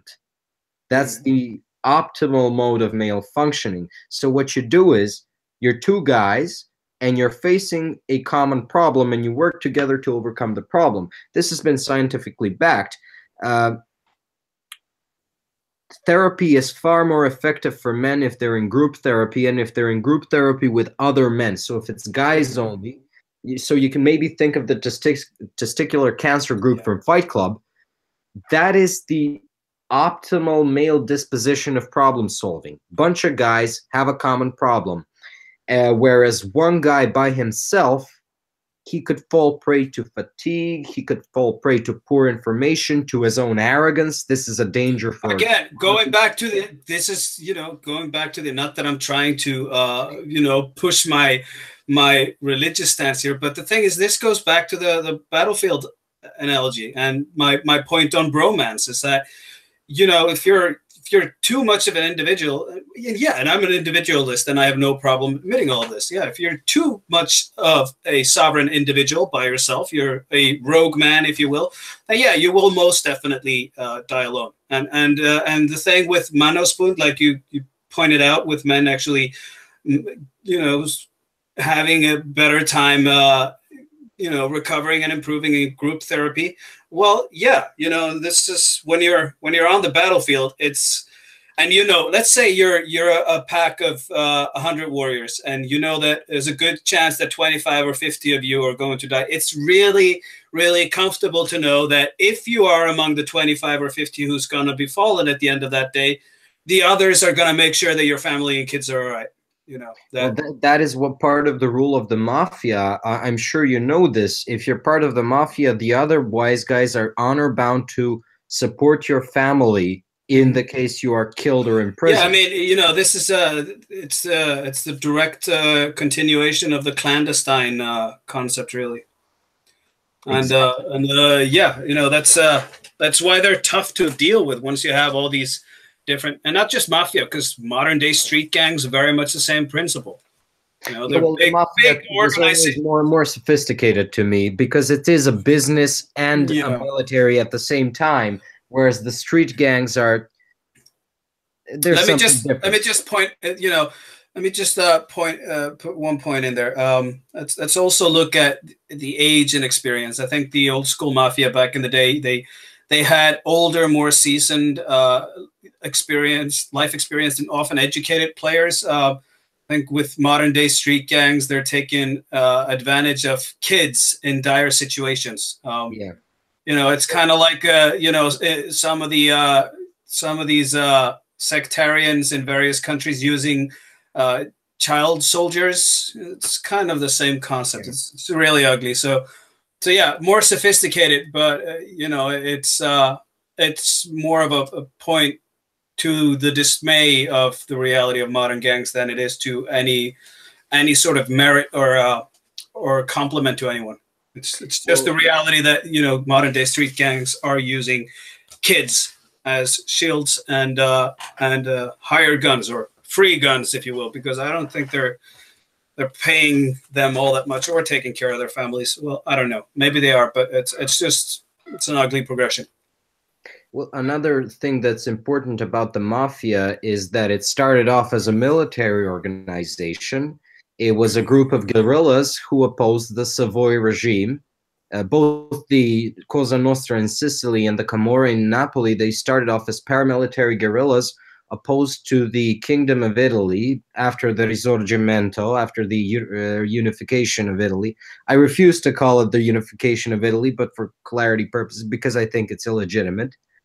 Because I'm a fan of the tiny statelets model, not of the gigantic state model. Yeah. But the mafia started off as a resistance movement against the Savoy regime in Italy, and then it lost sight of its goal. It became way too involved in illicit profit making. Then it grew into a profit making enterprise. So it was always a military / profit making enterprise. And then when they became focused solely on the profit, that's what broke them. They got greedy. And in the 80s, the government caught them in the United States, and they've been losing power in Italy too. Mm-hmm. And that's an interesting historical episode. I don't know if it's related to anything we discussed here. Well, the thing is that we've we keep coming back to Tommy Robinson and the sentence and the case and speech and social organization and all of that stuff. We keep coming back to it, but then we keep flying off on these crazy explorations of all these topics that may or may not have nothing to do with it. But I'm just hoping that people check out if they're not interested. Just leave the conversation. But at least we're live, and we have this headline up, and we are live, and that just hopefully keeps the topic advertised, if you will. Well, Gabriel Swift in the chat says, that's another strange thing the feminists aren't pointing out what Muslims think of women and gays, only two genders. Gabe, you are wrong. The Islamic position on gender is there is only one gender, women are property. Get your facts straight, Gabe. Oh dear. Let's see if he responds to that one. Gabe, if you're still with us and you heard that, respond. At any rate, yeah, it's if you respond within the next 10 minutes, you get a bonus woman. Free of charge. Wait. What? Are you offering free virgins right now? What the? I cannot guarantee. Well, she's free. She can't possibly be a virgin. You have to pay for a virgin. I'm not running a charity here. This is not. I'm not the Mother Teresa of insults. No, but you know, see, here's the other thing, and this is a sad reality of nature that not all virgins are created equal. No. Some you get by slaying the dragon, and some run over people with vans. You know, I wish there was a happy middle ground somewhere, you know? What? I wish there was like a happy medium middle ground there somewhere, you know? I don't know. Maybe it's just there's this old idealist teenager still living somewhere inside of me, even though he kind of gave up 20 years ago, but well, wait. 20 years ago? You don't seem all that ancient, man. But you're an ancient Norse pagan, so maybe there's that. Well, I drank this secret anti-aging poison and a potion. I'm sorry, and you know, did this whole rune spell thingy. So I froze my age in time. So I was really born in the late 6th century. Late 6th century. Hey, I'm ancient. Hey. You know Charles the Great, Charlemagne?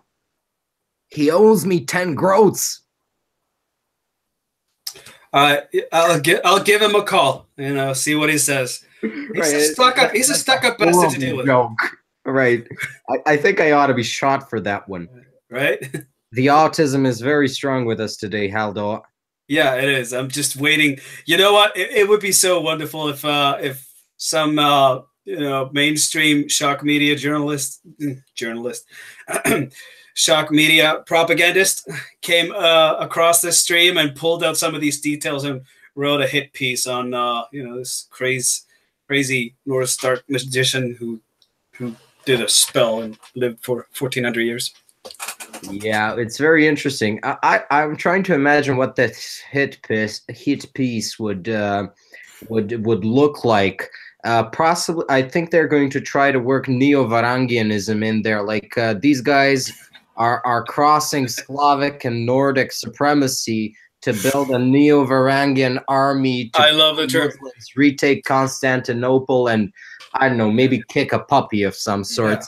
But you see, this is why I said there are similarities back when you were bringing together the connection, the genetic links between Iceland and the United Kingdom, the British Isles. There are similarities, yes, but there are also some things that are very different, especially the blue blood Icelanders, and there are a few of us, and that's that Varangian link is that I'm also a Rurik kid by ancestry from Mstislav of Kiev, son of Vladimir Monomach. So he's and that guy, of course, his maternal grandfather was Constantinos Monomachos, Emperor Constantine IX of Byzantium. Yeah. So there's a huge Varangian link there. There's a Norse, Slavic, Finnic, Baltic kind of tribal coalition heritage there. Right. Well, the genetic connections I mentioned between the British Isles and Iceland are there, but those relevant to the Norse Calvinist connection would appear to be related more closely to, so there would appear to be a closer genetic link between Danes and English than absolutely. You know, hands down. The reason for why there could be a you know, tight Icelandic British link is because Iceland has you know, we have, you know, quite a bit of Celtic blood as well, Gaelic and Scottish and Welsh. uh, mostly Irish and Scottish, but we have a lot of that coming from the Kingdom of the Isles up to Iceland and throughout the region. So we shared that. We shared the Celtic link with the British Isles, which Denmark really doesn't to a large degree. But the whole Danelaw connection to I think it's the northeast of England.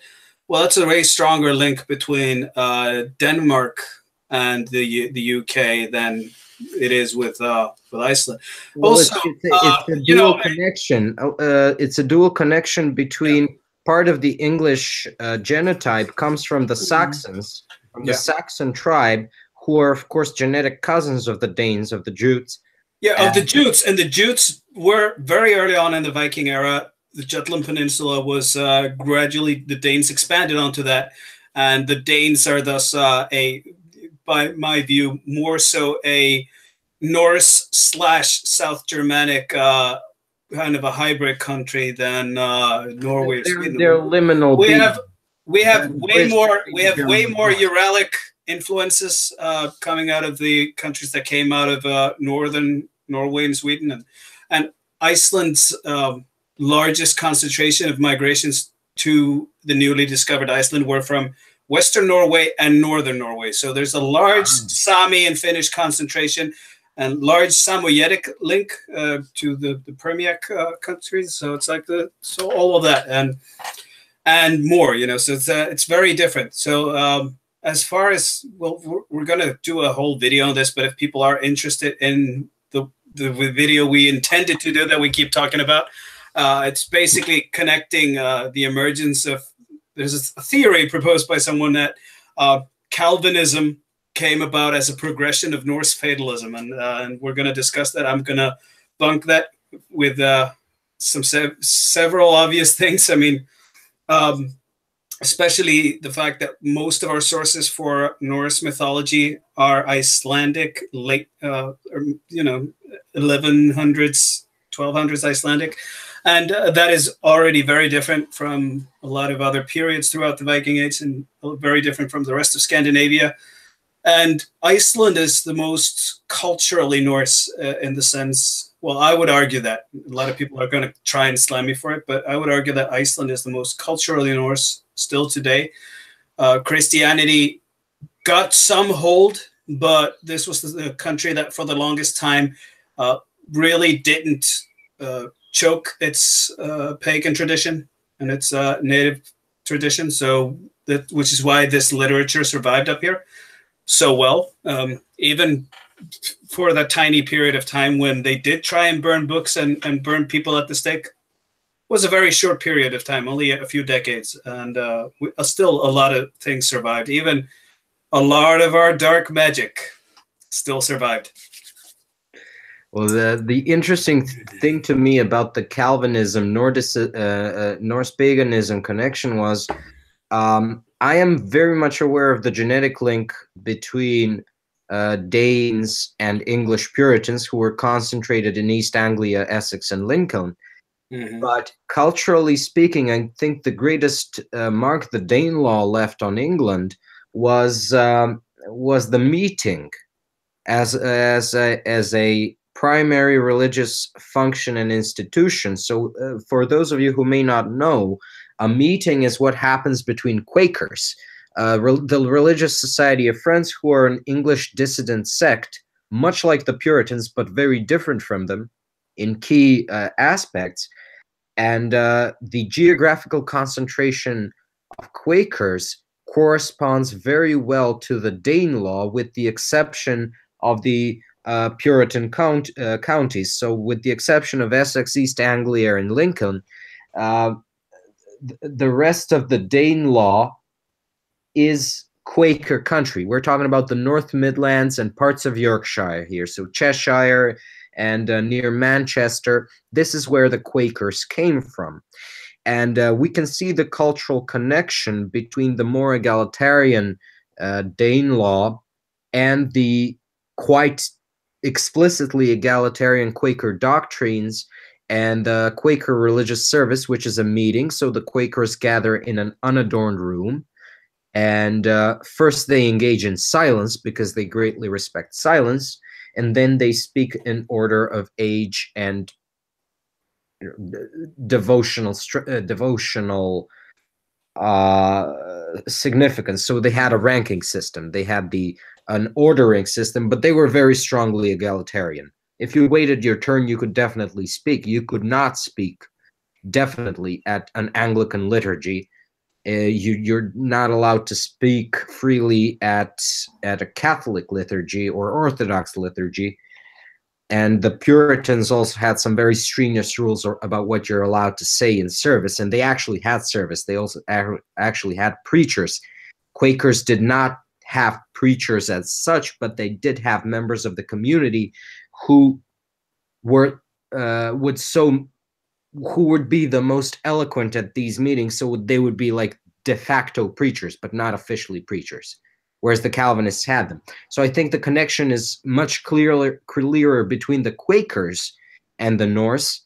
And the Calvinist collection to me is, if indeed you get the if the fatalism comes from the Norse pagan religion, okay, maybe, but fatalism is an almost universal human trait.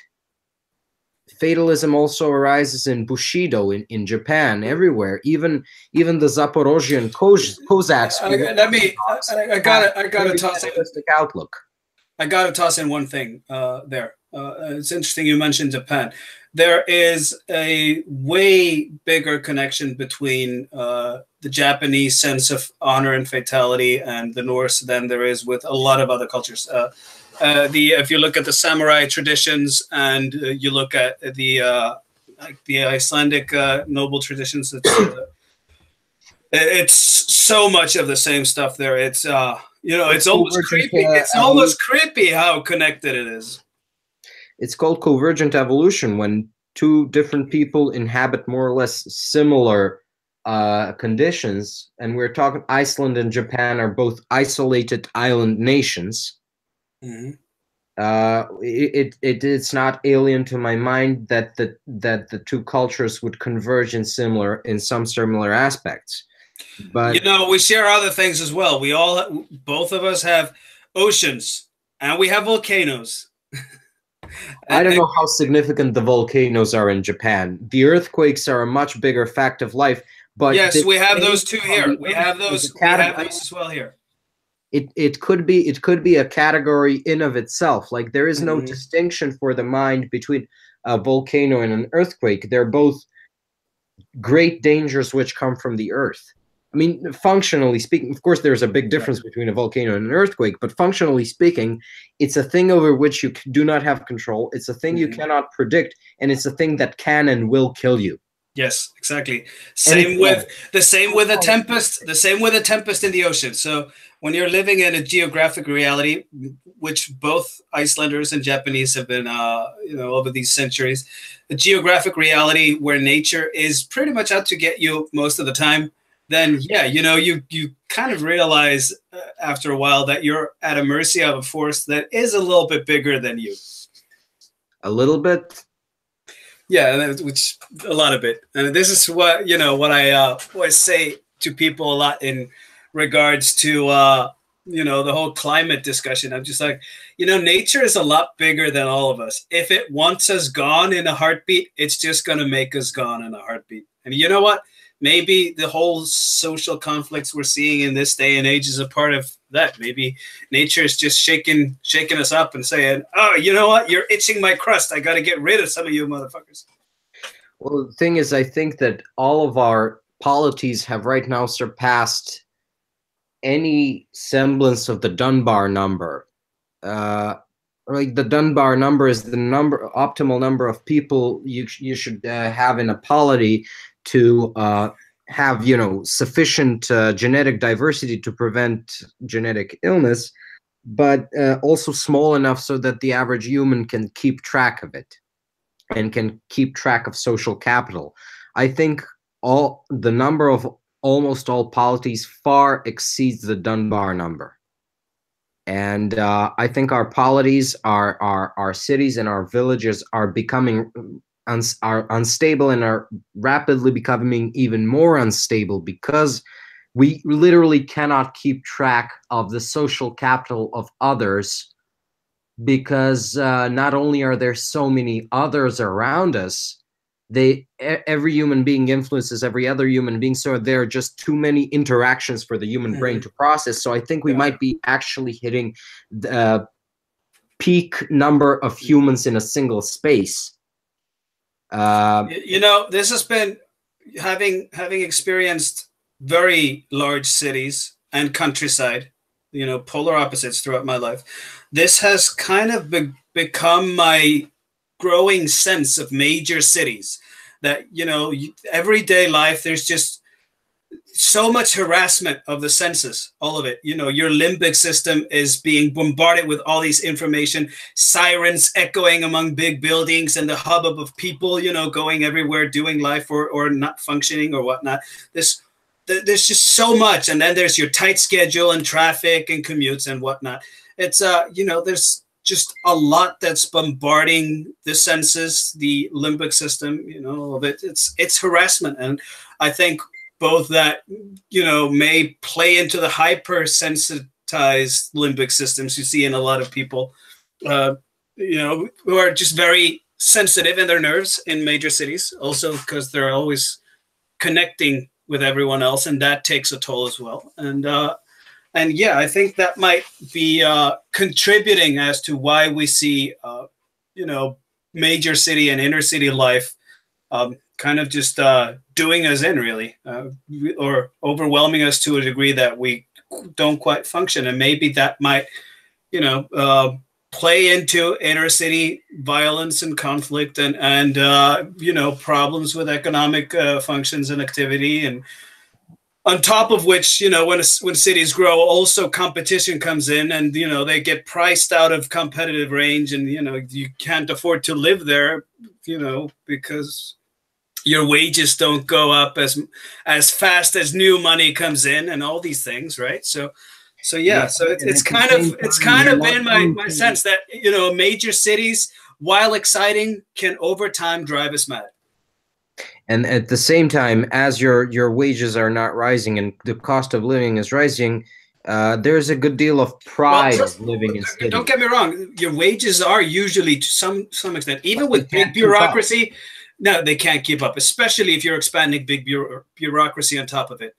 Right. And, even if you're not expanding big bureaucracy and your city is so lucrative and competitive that money loves to come in, like Luxembourg, Monaco, and all of these, London. Yeah, the thing is that there's so much new money coming in that trying to just shine somebody's shoes are not going to be able to keep up with that. Unless you charge, $50 for shining someone's shoes, And that's the thing. But I think a bigger problem is a lot of people have a good deal of pride about being urbanites because we've mythologized urban living. Yeah. And one thing I've noticed here in Macedonia, I live in the capital city of Skopje. It's a huge city. It's like officially 600,000 inhabitants. Unofficially, I believe closer to 1 million. You call that a huge city? Well, it's big. I By your standards, yes. Without leaving the downtown area. Just the downtown area is so large. All right. What can I say? Anyways, we have the highest average salaries in Skopje in the entire country. And sometimes when I go out on business or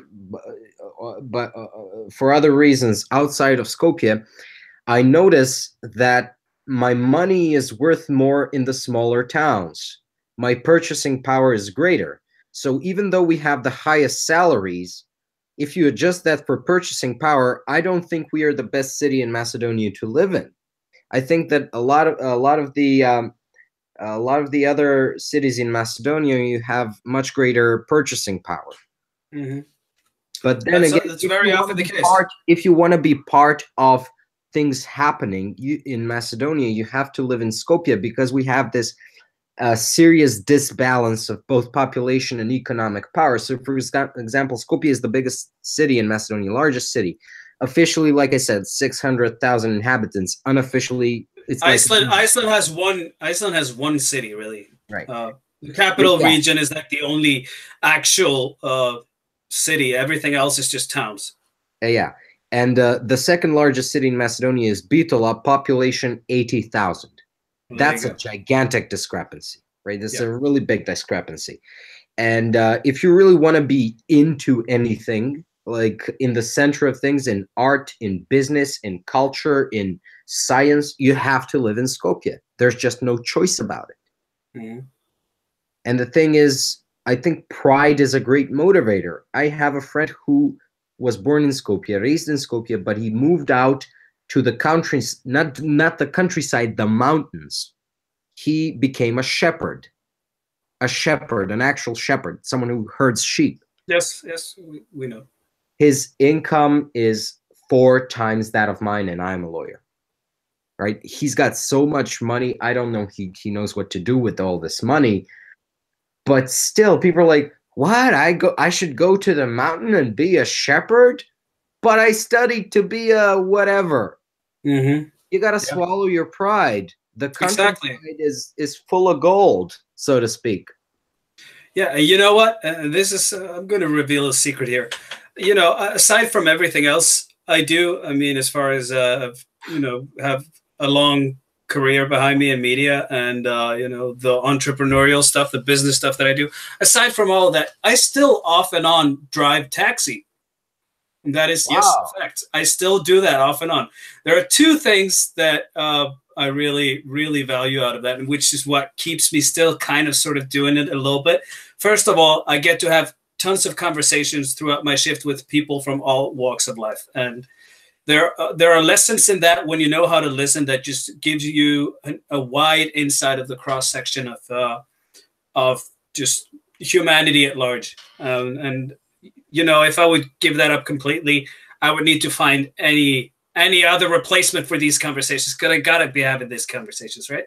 So first of all, it's that, and second of all, it's financially up here, with big state really just completely on top of this.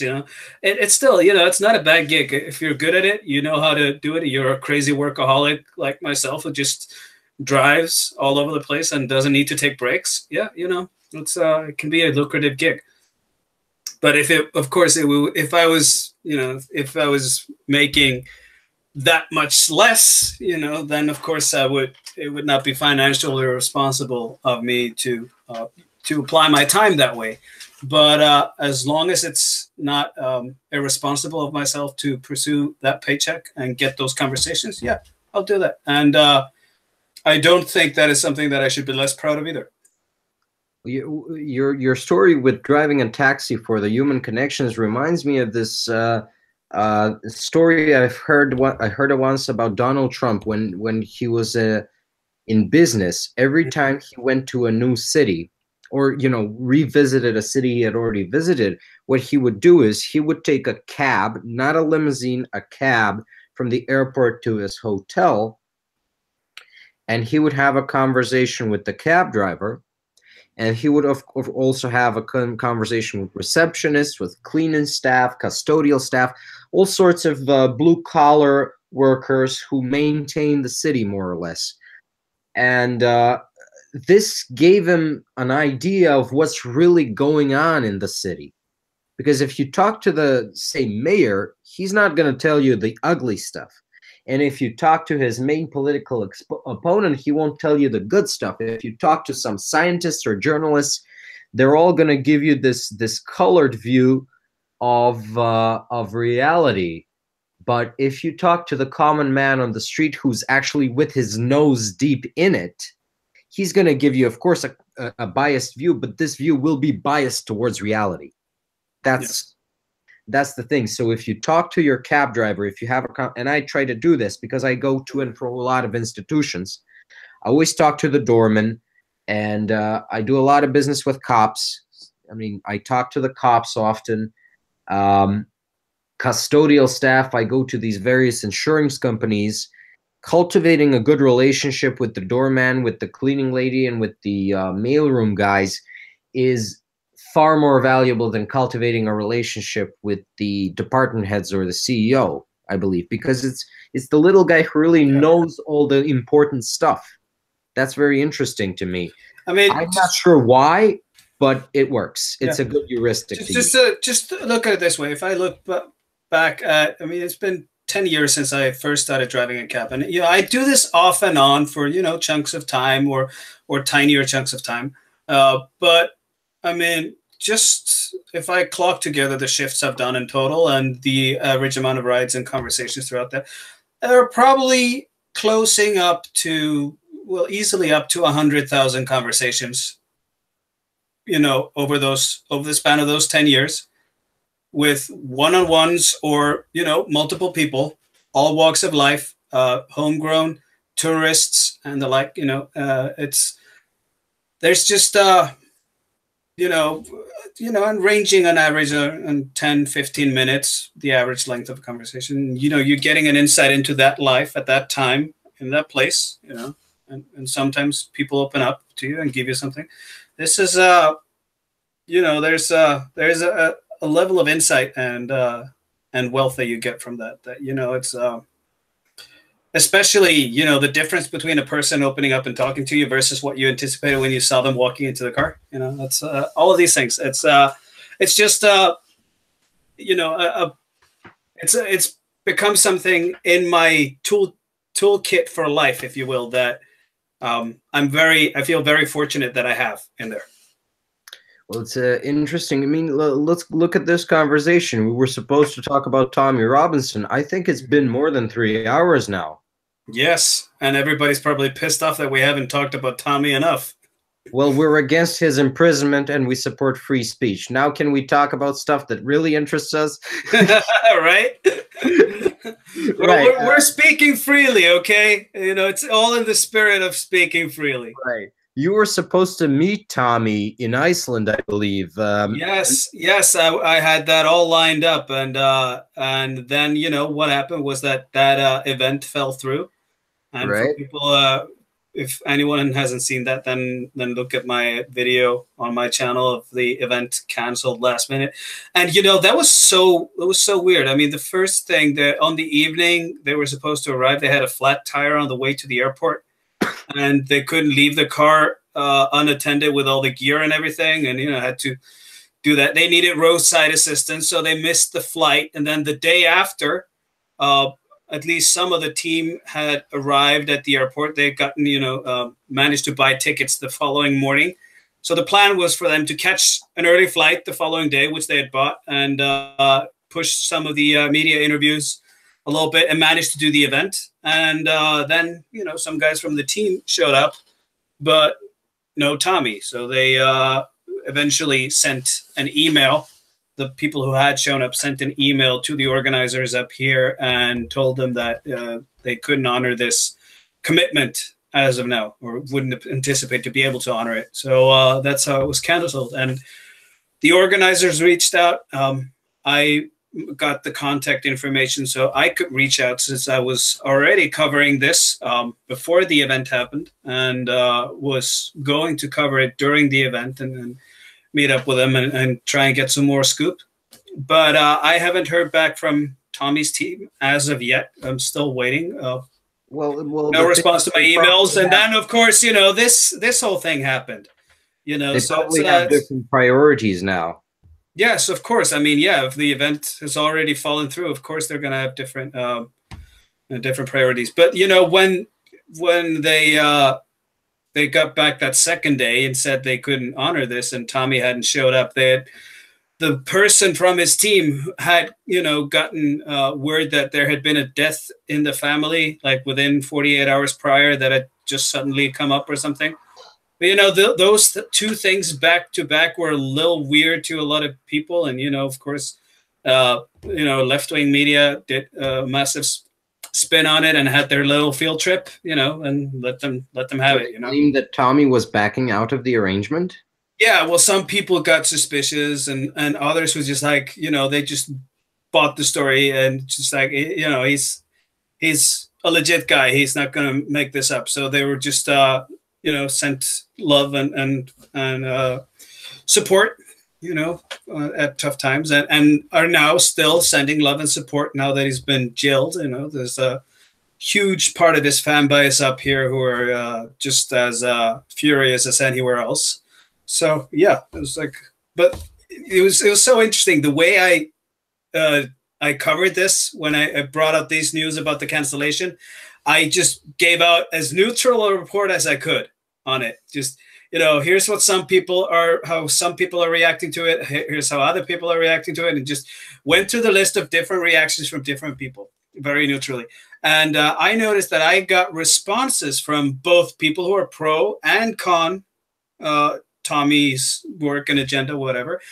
And various attacks from both sides upon myself because of how people. This is again the beauty of where our bias comes into our interpretation. I got these beautiful reactions where people were calling me out for not being for Tommy or or being for him based on whether they were for or against. So it's like there were all sorts of. I was like, what was it in the way I presented this that that actually gave rise to this as some sort of a questionable little thing. So, the mass communicator in me, with that experience went back, and I was like looking at the clip, and I was like, yeah, I can sort of see how people might perceive this in various ways. So I'm very much doing the thing is doing the analysis on how this phenomenon happened. The thing is, when you're listening back, when you're watching back a clip which has garnered such a tempestuous reaction, is you're going to color it with your perceptions. Maybe you're going to say, "Oh, I did not stand up for Tommy vociferously enough," or "I was too soft on Tommy." But the reality is, my reality with our biases. Yeah. Reality is a vessel, and our biases ourselves are a liquid, and we fill it, and we get more or less, or was it the other way around? Reality takes the shape of our biases the way in our perception.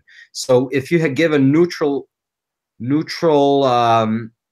report on Tommy Robinson, and a Tommy Robinson opponent hears it, he's going to hear it as pro Robinson, and well, there are people to whom if you report on anything, you're enabling it. You're enabling evil because you open up, and I'm just like, right. I will freely report on. I will freely report if I find an interesting story about something that's not getting enough traction. I don't care if I disagree with everything that person is about or that I meant to. If I find it somewhat interesting to talk about it, I will talk about it. And it's not about enabling something. It's about looking at everything you love and hate about this world, or everything you might not have an opinion on whether you love or hate, and just taking a lesson from it. Well, it's very important that you go out and you pursue the truth if you want to go out and pursue the truth. You got to be free to do that. I have this thesis I mentioned about my attitude towards humor. We do humor to remain sane. I think the other thing we do to remain sane is you anchor yourself to your pursuit for the truth. You may not know the truth, you may not know the full truth, but you sort of have an idea that this is what you're pursuing. And you sort of have an idea of what the thing you are pursuing will feel like, if not look like.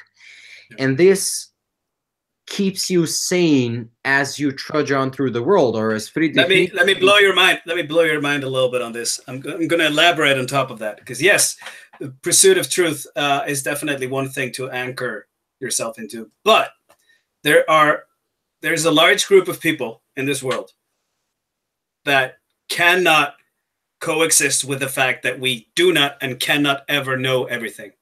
To whom just knowing that there's this infinity of information and wisdom and knowledge that we cannot get to, at least not in our lifetime, because science is a work in progress and we haven't invented all the wheels to understand reality. There are a lot of people who just cannot grasp and function in the world with this reality, to whom mysticism, religion, superstition, any explanation, any half-assed made-up explanation anyone can create that kind of feels good can become a refuge for them, which is why especially with all religions, you know, I'm for whatever religious practice you want to do, as long as it constitutes something good in you, keeps you grounded, and keeps you acting, you know, responsibly and respectfully towards everyone else and most of others, and in you know your community, society, the world at large, right?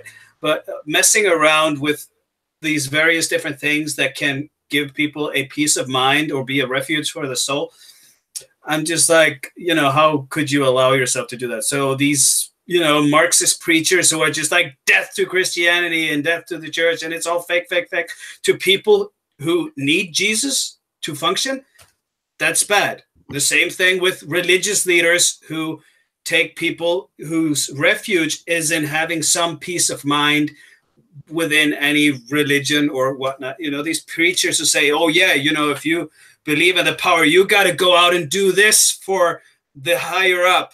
Well, in actuality, it means you got to go out and do this for me. You know, all of these things. It's just, it really troubles me. And yeah, those can be philosophical or, well, I would say political ideologies. It can be various philosophical things. It can be theological things, you know, various. But the thing is that a lot of people, I'm fine with the fact that I will never in my lifetime know everything. Not even know everything I would need to know to somewhat be able to do somewhat well in my life. I mean, I don't do too bad, but there are always things that I would kind of like to know that would make things easier. But I won't get to know that. And no, life isn't going to get easier. Being me, it's probably going to keep getting harder. But hey, that's how I go about that. That's how I roll, brother. You know, but not everybody can do that and be grounded and be confident within that. And, you know, for the people who need something else to function, even for recovering addicts who need their 12-step program, all these things, you know, as long as it constitutes something good in a person, how they do for themselves and for others, leave them be, you know. Don't mess with that. That's my little rant and my little thought or two. Well, to me, it's people forgetting this Socratic dictum that I know nothing. Socrates was a very humble man. He understood, and you'll see in the various writings on Socrates, of course, he has theories on his own, but he always begins as a skeptic. Are you sure that your theory explains this?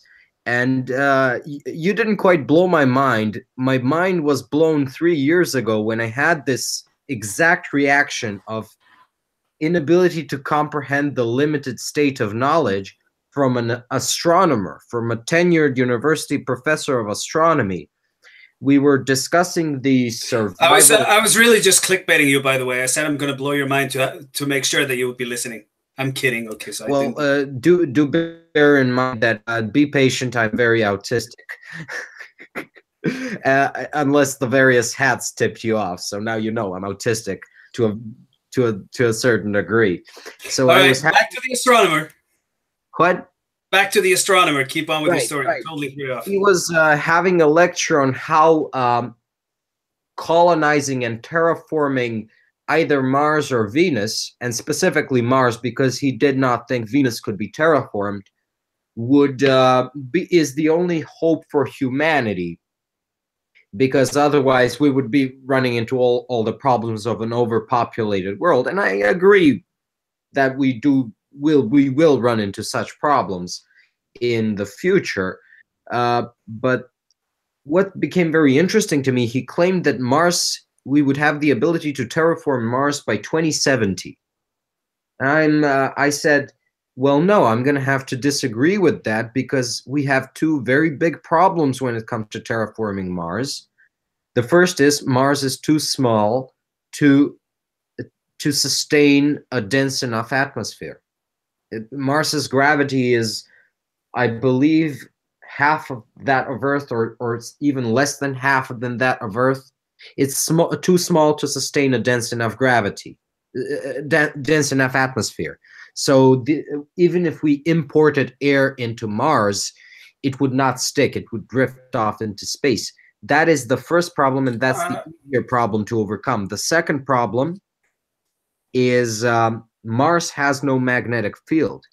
So on the surface of Mars, you're as exposed to solar and cosmic radiation as you are out in, interplanetary or interstellar space. The Earth has a magnetic field, and Venus has a similar problem. Venus is more or less the same size as Earth, so there's no atmosphere problem, but Venus does not have a magnetic field. So you have the same problem as Mars there.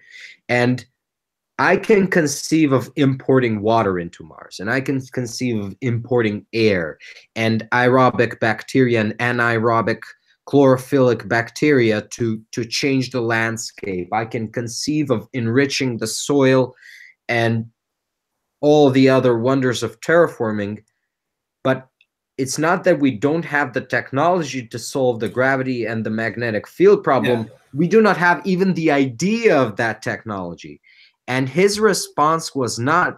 Are you sure? Are you sure we don't? I mean, I would get it if you'd say it's not economically justifiable to do it at this point. But are you sure we can't build a big ass greenhouse around the damn planet and solve magneticism somehow by drilling into the center of it and trying to create some more of a I mean, let's just say if you put a fusion core in the middle there that just starts pulling, are you sure that we can't do it? We have fusion technologies, we have magnetic technologies, and we have greenhouse technologies. We do not quite have a sustainable fusion reactor, and we do not have a fusion reactor of that size. So we're talking about a planet-wide fusion reactor. And this fusion reactor would have to simultaneously somehow solve the gravity issue. Although we can sidestep that by moving to Venus, right? Venus is, in my opinion, easier to terraform than Mars because it has a similar gravity to Earth. But, okay, maybe there are ways to do that. I'm not disputing that.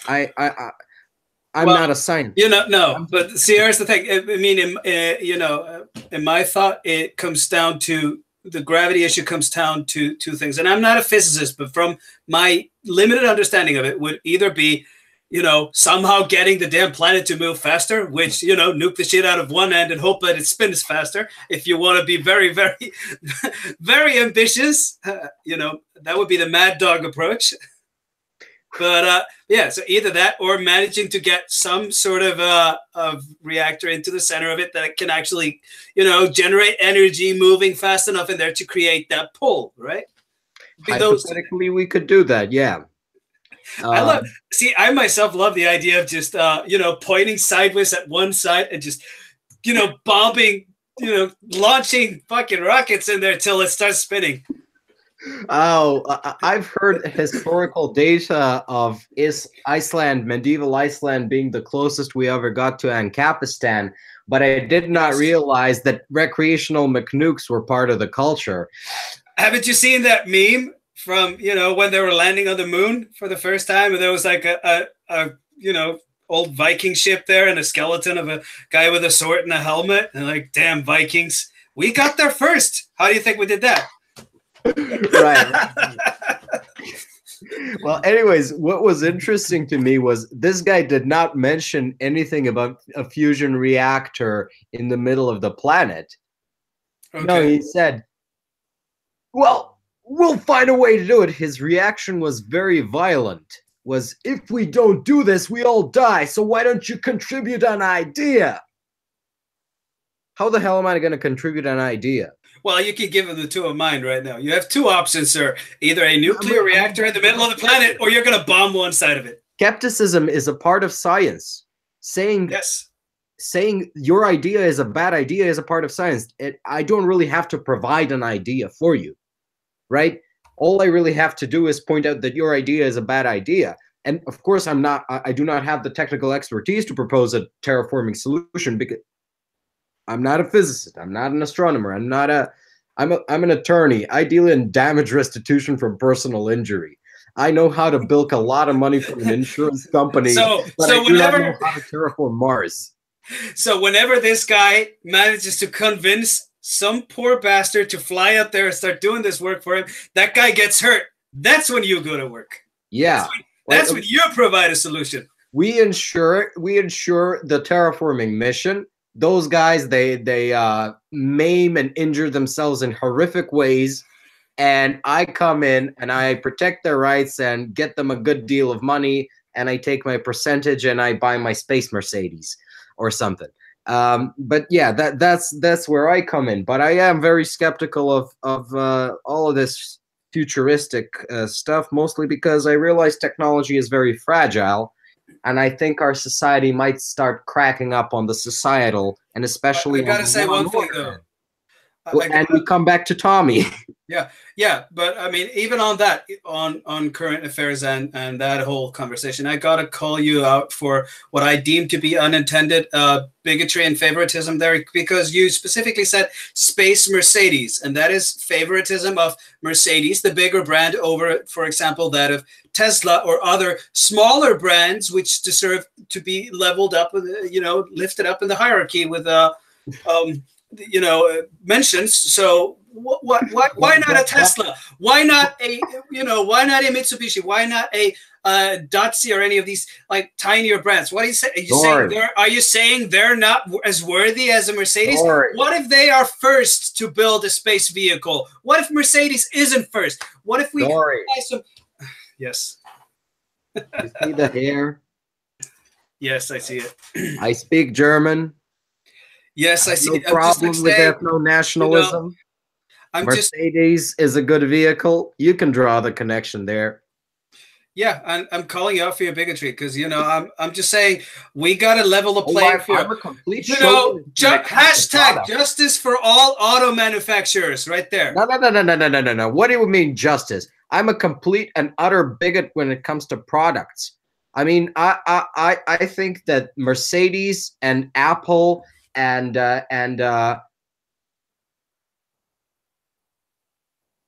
yeah, I just had a brain fart, but Mercedes, Apple, and some other brand, they're like the master products, like the Überprodukt.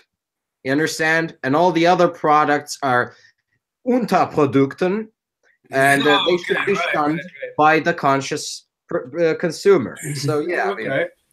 So you're taking the Nietzschean Ubermensch concept and bastardizing it, and now it's an Überprodukt. Exactly. It's like Nietzschean philosophy for ANCAPs. Yeah, right. But I said space Mercedes because I'm a fan of Mercedes. It's a phenomenal vehicle, and I've actually had the privilege. In my humble opinion, it has had its better days. I would take the GLE or the S-Class today. That's pretty much the only things I would buy out of that entire canon, and I would only keep it for a little bit because I don't like the maintenance when they start getting older. but back in the day, it was supreme. Mercedes is a absolute female document. What? I was just gonna say I just find Mercedes to be kind of an overestimated vehicle these days. But then again, that's just me. I can see. Another thing. Thank God we don't all have to agree on these things, and thank God we have all these different products. You can buy a Mercedes. I can go buy something else. We'll both be happy. Nobody needs to die. Tons of people get fed. They get to go to work and build these things. And at the end of the day, world's a bit of a better place, right? Well, I don't know about you. The Mercedes supremacist state will come rolling for you, unless electronics give out. In which case, we have to recharge our we have to change our batteries every 50 kilometers. But don't worry about it. I'll climb a tiny ass mountain, and that overestimated vehicle with zero off-road capabilities is just gonna have to roll for someone else. Right. I think that you being a sort of a Nordic character, you would prefer a Volvo, I think, or do you think the Swedes are bad at engineering? I mean, the Volvo hasn't really been Swedish for a good while. So, secondly, no, it's been in ownership of everybody else for so long that there's nothing Swedish about it. Not even most of the manufacturing, at least for some while, moved to the Duff factories in the Netherlands. So that kind of says it all. So it's kind of like Swedish. But It's yeah, not yes, Swedish. yeah, exactly. It's like the rest of Sweden, not really Swedish. But the thing is though that I gotta say though the recent look, like the visuals, like the design of the newest Volvos, they have an appeal. You know, they look mean and aggressive and you know, kind of sexy like that. So I gotta say that. But I mean, I don't know if I would buy one. You know, but still. But no, I mean, for utility, I like to make money and save money. So you know, so I tend to lean towards Japanese and Korean cars that, you know, just cheap to buy, cheap to maintain, simple constructions. They deal, you know, Iceland kills your car with rust and kills the electricity because it's got sea salt, magnetic fields, and all that kind of stuff, seismic activity. So it will kill any car. So get yourself something that is fairly cheap and robust, and that has, for the most part, been Japanese, Korean. You're propagating Nazi values there. Yeah, right. Yeah, the Nazi mobile, the Volkswagen, was exactly that: cheap, robust, and very easy to maintain. And out of the Volkswagen today, the brand that is the pillar of that ambition is Skoda. Skoda. Yeah, yeah, I love their vehicles. There's something cute about them. It's like it's interesting to me that it's Bohemians, it's Czechs who make this product which best encapsulates that, you know, almost quintessentially German ambition of klein aber mein, small but mine. Right. It's very interesting. Yeah. But at any rate, I was just going to tell you, I think we've lost most of our viewers at this point because we've pivoted all over the place. Yeah, we're down to three viewers, I think, on this stream. I think they're getting bored. We have at peak viewing? We had at peak viewing, I think we had like 12 or 13 or something. But you know, a lot of people are going to be going back to this and they're going to scroll through it. And yeah, ultimately, it's going to be, you know, I'm going to probably caption that in the description once, you know, we're done. That this conversation will all over the place. Title, maybe say we start with discussing Tommy's case. Yeah, yeah. And then we sort of lose control of the conversation. Yes, because it's a bad thing, but yeah. Yeah. Well, but at any rate, yeah, I think we've been all over the place, and throughout large chunks of this conversation, I still think we provided a whole bunch of value and insights. So, well, if we somehow figure out how to stick to the topic, I would be very, very happy to do several more streams with you. Maybe get a regular thing going. Maybe call it the weekly Varangian. Yes, exactly, right. Yeah.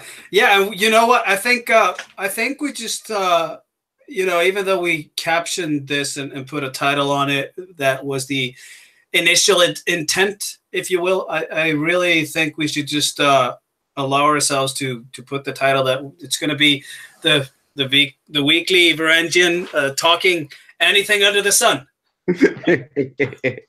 Yeah, I think we just got to stick to our freedoms because both of our minds work in the way that we manage to keep track of the conversation, even though the conversation is moving all over the place.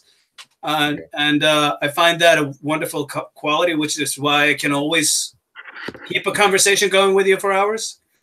And, you know, I wouldn't want us to restrict us from that because I think that's a wonderful quality. So maybe try and limit some topics when we're just discussing something specific.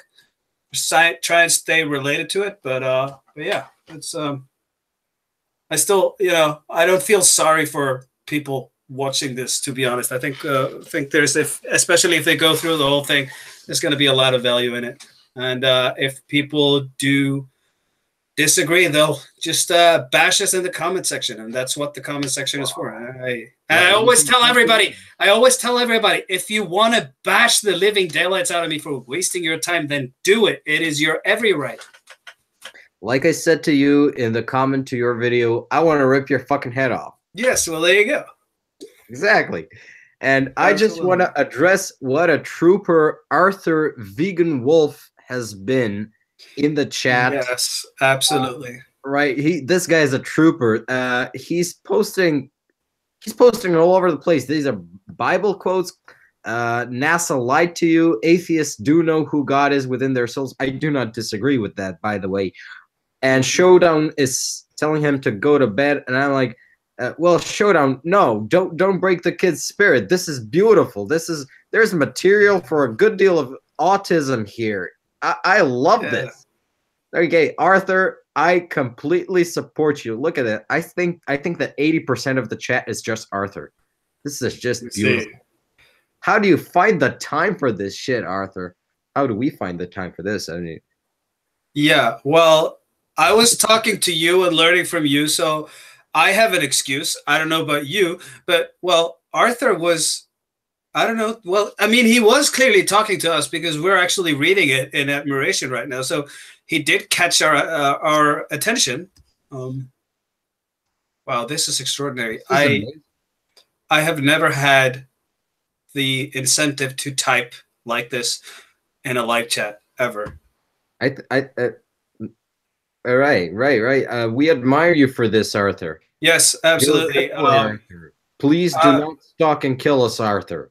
No, exactly. Well, the thing is, I gotta say, you know, anyone with this ambition, I don't care if I agree with everything that person is about or disagree with everything that person is about. This dedication right there, if that dedication applied towards something that feeds a family or progresses mankind, the dedication in and of itself is a wonderful quality. The aristocrat in me just wants to put him to work in my fields. That's how good this guy is. How motivated. Yeah, well, I mean, you know, provided that he would stay that motivated once you put him to work in your fields, but well, if he has a comparable level of motivation and propensity for hard work, certainly, I think he could plow an entire field in just 3 to 4 hours. This is one persistent fella. It's funny how you said this without specifying the size of the field, kind of rendering your entire analogy there somewhat dismissive. Why would I have to specify the size of the field? It's because obviously, you know, output per square inch is going to matter. Just saying, you know. Well, this is why. You see this. This is why the people who work for me are so much more productive than the people who work for you. The thing is, you don't really have to specify this because local custom will specify. When I say field, I know exactly what I mean. And people who share my culture know exactly what I mean because we have, or a regional culture more specifically. So if I were to say field in one village, it would mean one approximate area, and in another village, it would mean another. Have you ever heard of the unit of measure known as the furlong? Furlong? Furlong. It's an old English unit of measure. I get the Bowman is mentioning 1 acre. I know acre, acres and ellens and all those measures. I know, but we know what an acre is. A furlong is a unit of distance, and it is the distance that a man can run before needing to stop to catch his breath. Okay. So it would mean different things in different villages, but if you say furlong in one village, the villager will immediately have an idea of how great a distance you're referring to. And what's even more important, since this is an organic dimension, it's much easier to base agricultural activity around it rather than, say, 800 meters. 800 meters, you say that, it's more difficult to form a picture, an organic picture of 800 meters than it is of a furlong, because I can more or less plot in my head the distance I can run before needing to stop to catch my breath. But 800 meters, it's difficult to conceive of. And it's like a kilogram, whereas contrasted to a pound is more or less the amount you can hold in your hands. Yeah, you have, and in the UK, you have stones as well, you know, pounds and stones. Right. And the same with distance. You know, you have an inch, and then that goes old. An inch is your thumb, essentially. Yeah, thumb. You know, and like I said, Ellis, which is and a fawn, isn't it called that? Yeah. All these Yep. all these measures, and of course feet. So yeah, they're more naturalistic, and it's easier to plot your roots. Bowman just really. So a furlong to me would be 1 meter. Haha. Bowman, we are referring to agricultural societies, not societies of soy boys and land whales. Whoa! Don't it? This guy is a very, very respectable subscriber of mine. He's commenting all over my work. He has he really. I will. You know what? Shame on you, Nicola. I will pick up the glove for my devout subscriber here and say he has every right to toss that comment out there, and he's not a soy boy. This guy, yeah. He's like, have you seen me, warrior? Look at that. This guy, dude, he might only run 1 meter. Bowman, Listen, brethren, dost thou even hoist? Listen. Thou hoisteth not.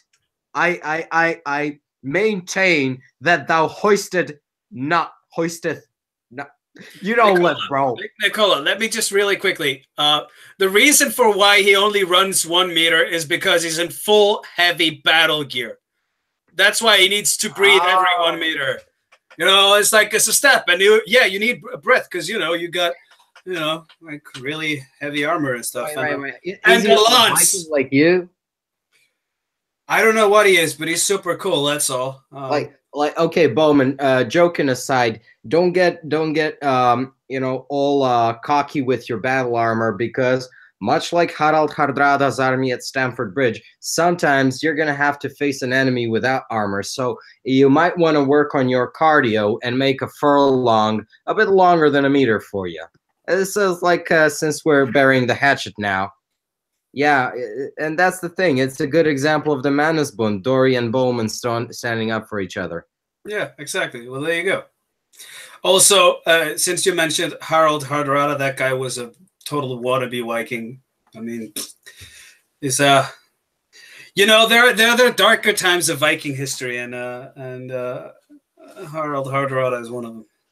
And Hardrada actually, it's like harsh ruler. It's like a bastardization of in modern day Icelandic it would be Hardrade or Hardrada.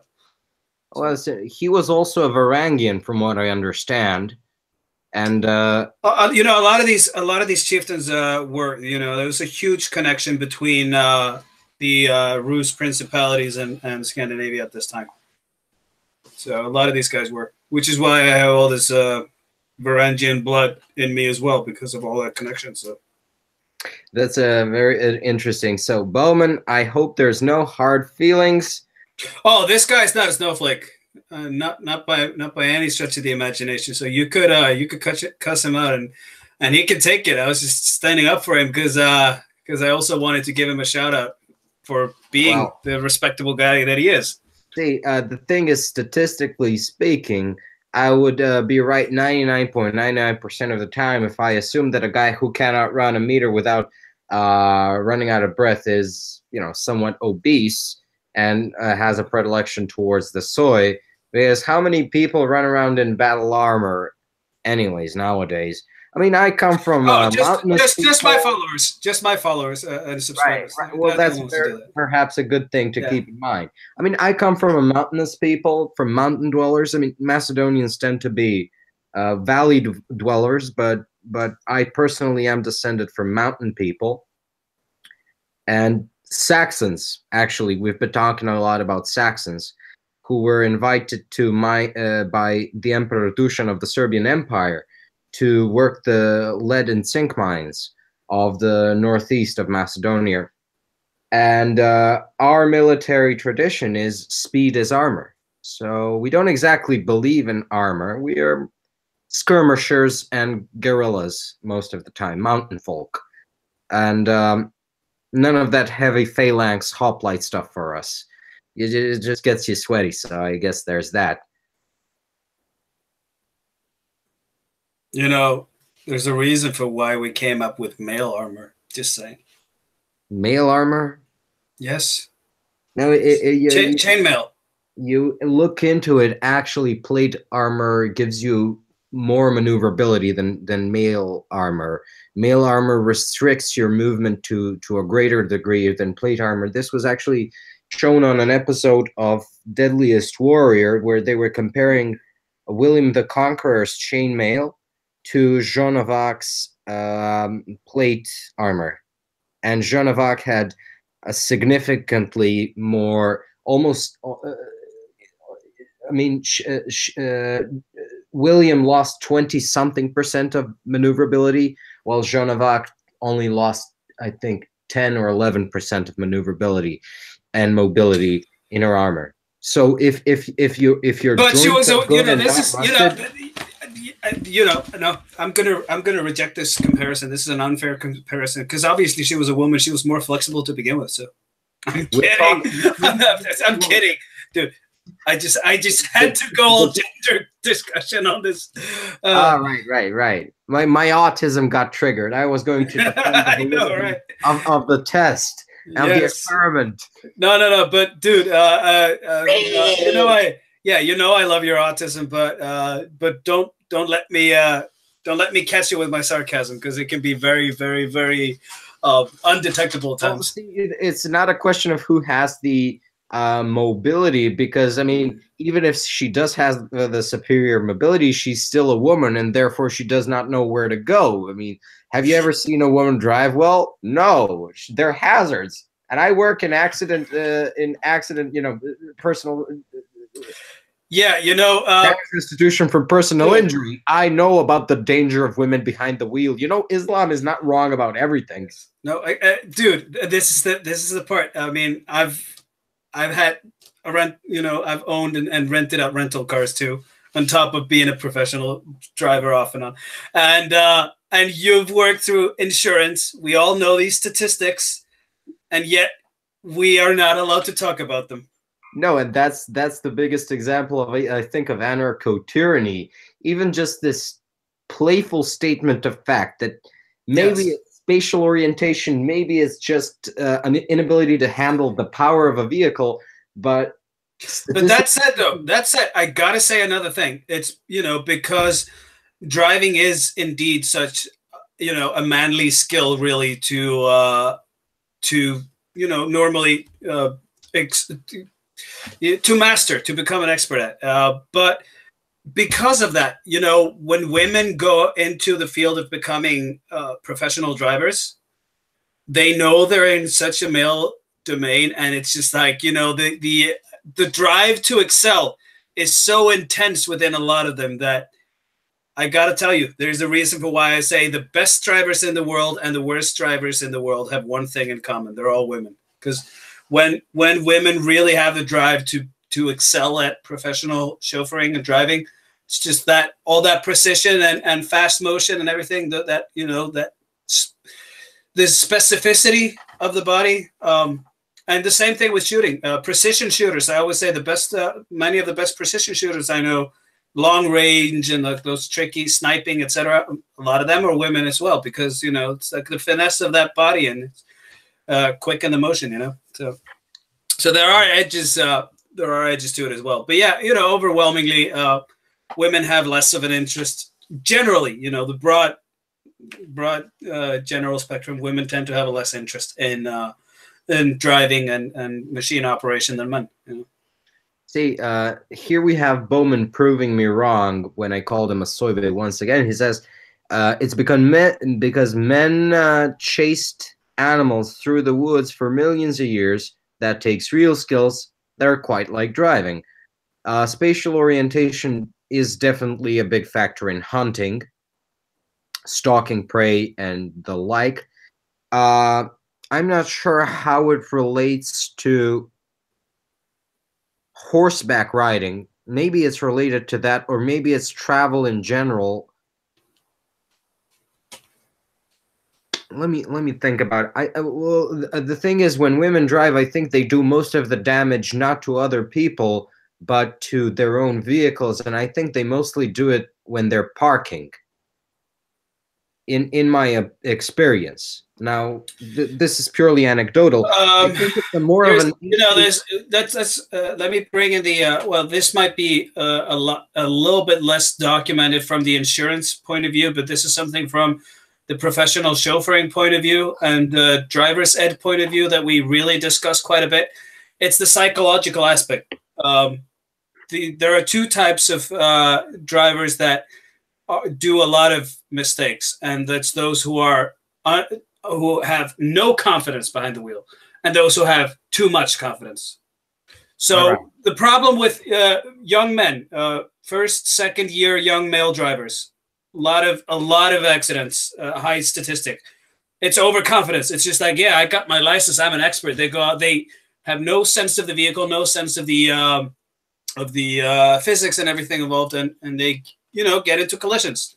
And I think a lot of the things with, especially with parking, it's the spatial intelligence in there. And there's also the insecurity aspect, and a lot of the mistakes that women do out in traffic, when they cross a stop sign or yield because they weren't insecure about things, or changing lanes, and they being predictable in traffic will definitely save you a lot of headache. And a lot of the times, people who are unpredictable and insecure in traffic, they run into accidents that end up not being deemed their fault, because they were the fault of somebody else, but that person didn't manage to react to it. So, let's say, for example, you slam into the back of a car who's, the driver was insecure, and then all of a sudden they cut the lane in front of you. Yeah, well, when you slam into the back of someone's car, the law and everyone presumes that you're at fault. Well, what nobody really thinks of, maybe the other guy was driving erratically, maybe he braked erratically. This happens all the time, but it's very difficult to prove after the fact, because it's he said, she said. The cops are, unless you get it, say, on camera, it's very difficult to prove that the other guy hit the brakes, suddenly. Well, even if he did, you're supposed to keep the distance to the car in front of you, and you're supposed to watch out for your environment. So yeah, but try doing that in rush hour. Like, yeah, I know everything about this. I know everything about that. Having to actually deal with rush hour and predict everything. Which is why I drive like a grandma when there's a lot of traffic around. I shit you not. It's just because I know half of those people are gonna be incompetent. Yeah, the thing is, I don't know. Maybe sometimes it's because of women driving themselves, like not driving other people. I don't know. This is gonna sound so crazy to whoever. I'm just saying, we just went from 3 to 5 years. Whoever came on, it's gonna sound crazy to them, jumping in at this point. But yeah, so go back to that. We were discussing Tommy Robinson at the beginning, but somehow we are discussing the poor ability in general of women to drive. I don't know. This I've noticed about myself. I drive much safer when I'm driving someone. Like I have someone in the passenger seat or in the back seats. I'm a much better driver. But if I'm just me in the car, I take risks I would otherwise not take. And I was thinking maybe research. This is, but the thing is, just look at the psychology of that. This is so crazy, because, okay, so you have someone in the car. All of a sudden you care more, but why shouldn't you care as much about yourself as the other people in your car? And what about, why are you taking more risks that might affect people in other vehicles? If you were to think, what if I had anyone in any of these other vehicles inside of my vehicle? Maybe it's a question of who you are in the dark. Yeah, but the thing is, I get the same thing. I get the same thing with people when they're just like, oh, I'm driving and I got kids on board, so now I got to be safe. Like, but what if you're not safe because you don't have kids on board and every other car has their kids on board? Just tossing it out there. And I was saying this because I had this realization, because I too was at fault for this mindset for quite a while. That is a good way of looking at things. One thing I'll tell you, being an insurance attorney has really immunized me against is wanton risk in not just driving but participating in traffic. So even as a pedestrian, I only cross the street when there's a crosswalk and at a green light, because I've had more than one case where a pedestrian crossed a red light and they were hit by a speeding vehicle, and the ones that died were the lucky ones. That's I'm really not supposed to discuss the various injuries. Let's just say they were so horrific that my experience has really shocked me into being very careful with traffic. And I think that I truly understand the destructive power of the motor vehicle. And I think, yeah, maybe. Yeah, I do. So I am a very conservative and very cautious driver. It's just these marginal differences. I take somewhat more risks when I'm driving myself, but I think you're right. You should also think of everyone else in traffic, not just yourself. And you know, I have arrived at a lot of these traffic death scenes as well. And the last one, just last November, 24-year-old kid who flew out of his car upon impact. The car crushed him and split him. And let's just say it was a splatter scene. Yeah, and you know what, the windshield can just shred you as it breaks as you fly out. No, he didn't fly out through the front windscreen. No? That thing was that one was solid. He had an open side window and flew out through that. It was. That's. But yeah, it's like, you know, probably you know, this is also not something I should talk about. So that's, I mean, it's not going into details, but yeah, it's just so. This stuff, it happens so fast, you know. It's like, you know, you're there's 1 minute you're just driving and all of a sudden all these things happen, and you know, it's a split second, blink of an eye. And I was not too far behind this guy, you know, and it's like it happened all so fast, like a bit further up, and you're just like, okay, you know, so fast.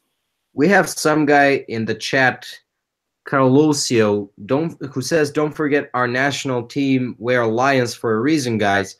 I don't know. He does not specify a nation, but is that the United Kingdom? I know their national symbol. I think yes. I think that's the English team.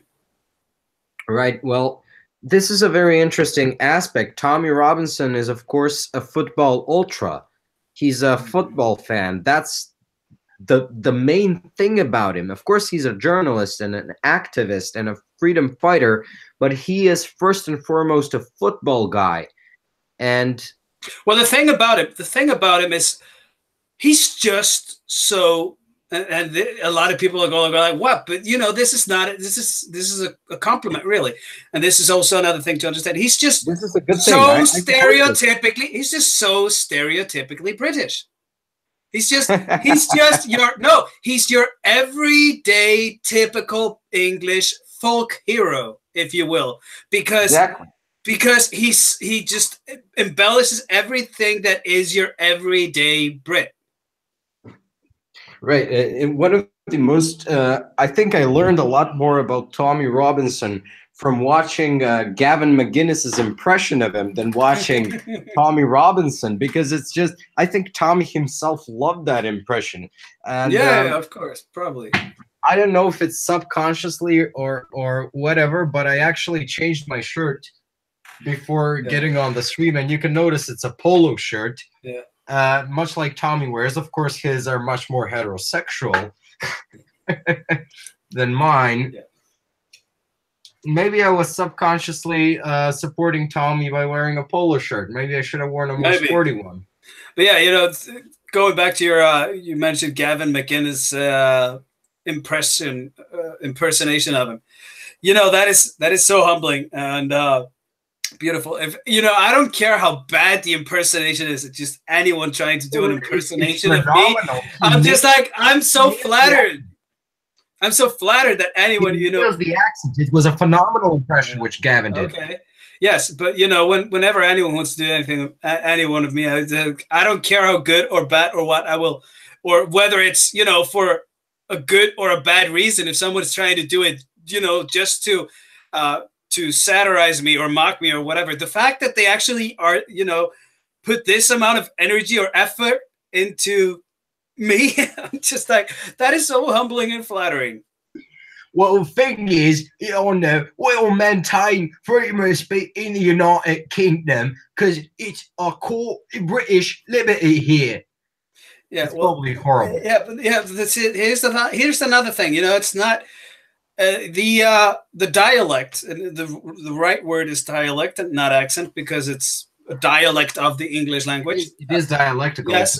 So yeah. So the getting the dialect is just one thing, and that's generic. It's like, you know, to his broader region, if you will. That's, you know, that's only one bit of an impersonation. Impersonation is also getting physical movements, traits, you know, body postures, everything, you know, all those down to tiny quirks. And if you want to go like fully master actor, getting as much of people's thought cycle as you can.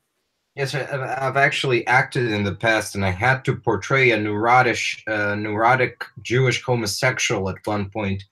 And it was so, in other words, not much of a stretch for you. But I'm not Jewish. Well, exactly. Well, you know, in every other respect. Oh, you. I wonder, do you think your wife is going to watch this? I don't know if she has the energy. We mentioned Khan Academy. She spends a good deal of time there. She's trying to self-educate herself into becoming a software engineer. Okay, good. I don't think she has the time to parse through 4 hours of guy talk.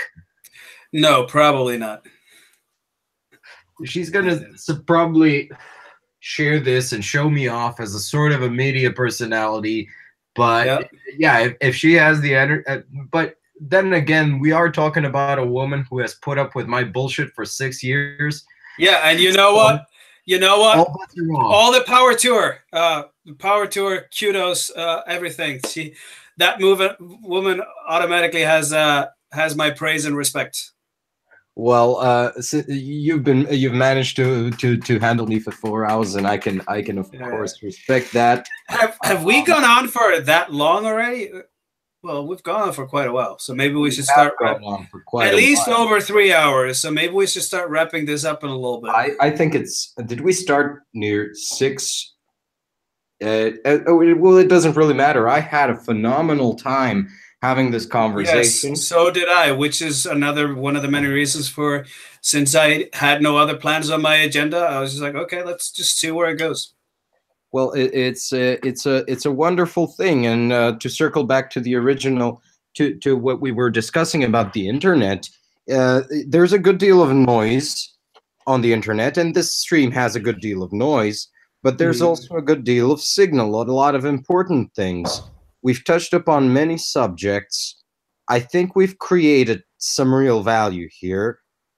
Among the bands, among the jokes, among the guy talk, we touched upon some very important things about anarcho-tyranny, about the Nordic nations, about the Balkan nations. We've been through history, sociology, economics. We've been through engineering. We've been through astronomy, vehicles, traffic. Yes, driving. exactly. You mentioned that. I came out as a Mercedes supremacist, even though I drive a Korean car, which. And so you're a disenfranchised, poor Mercedes supremacist. No, I'm a very practical Mercedes supremacist who I'm kind of like the guy who runs that website, The Seductive Jewess. Right? He's a raging anti-Semite, but he's completely obsessed with the sexual allure of Jewish women. And it's very interesting to me because I actually recognize that Jewish women do have a significant sexual allure, which is fundamentally different from the sexual allure of say Western women, But of I course, mean, just really quickly, I think Carlosio is jumping out. He's left us. I hope you guys, I hope you understand we're not done yet. Keep the great work up, guys. Bye for now. Carlosio, yeah, we have all the faith in the world in you, Britain. Just keep cleaning your house and get your act together. We're with you. We're gonna keep the work up.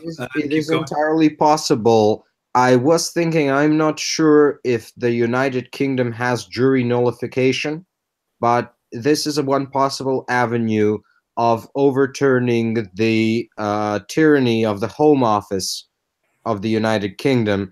It has been attempted. Yeah, you know, there was one lord who stepped out. I don't know which lord. I just saw the headline in passing just before we started teaming. But some lord said the Secretary of the Home Office might be penalized for this course of action.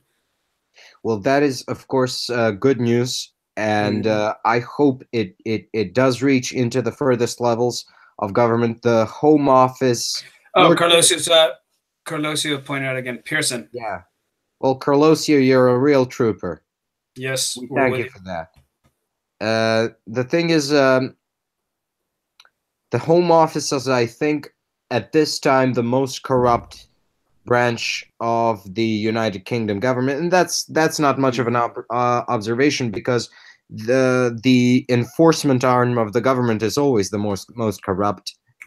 And but if the Brits really want to clean house, I think the first thing they ought to do is vote Theresa May out of office, and they should vote someone in who might not be that clever, might not be that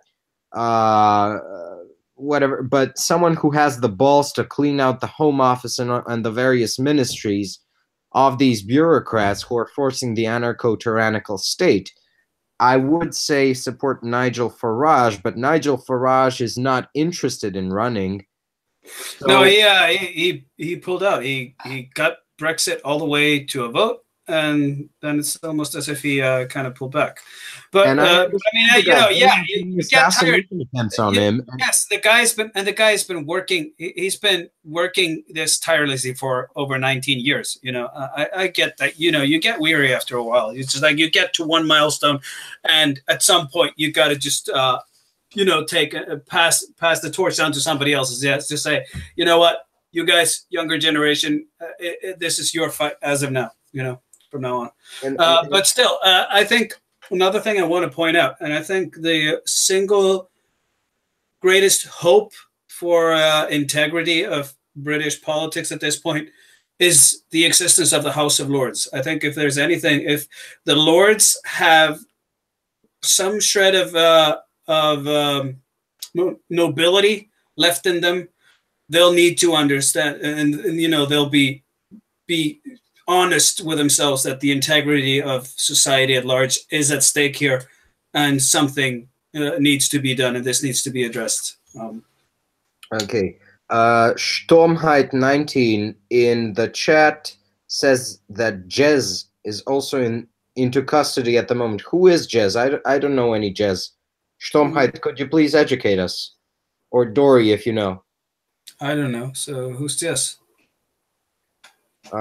And he also says, please recommend Nixter to No White Guilt.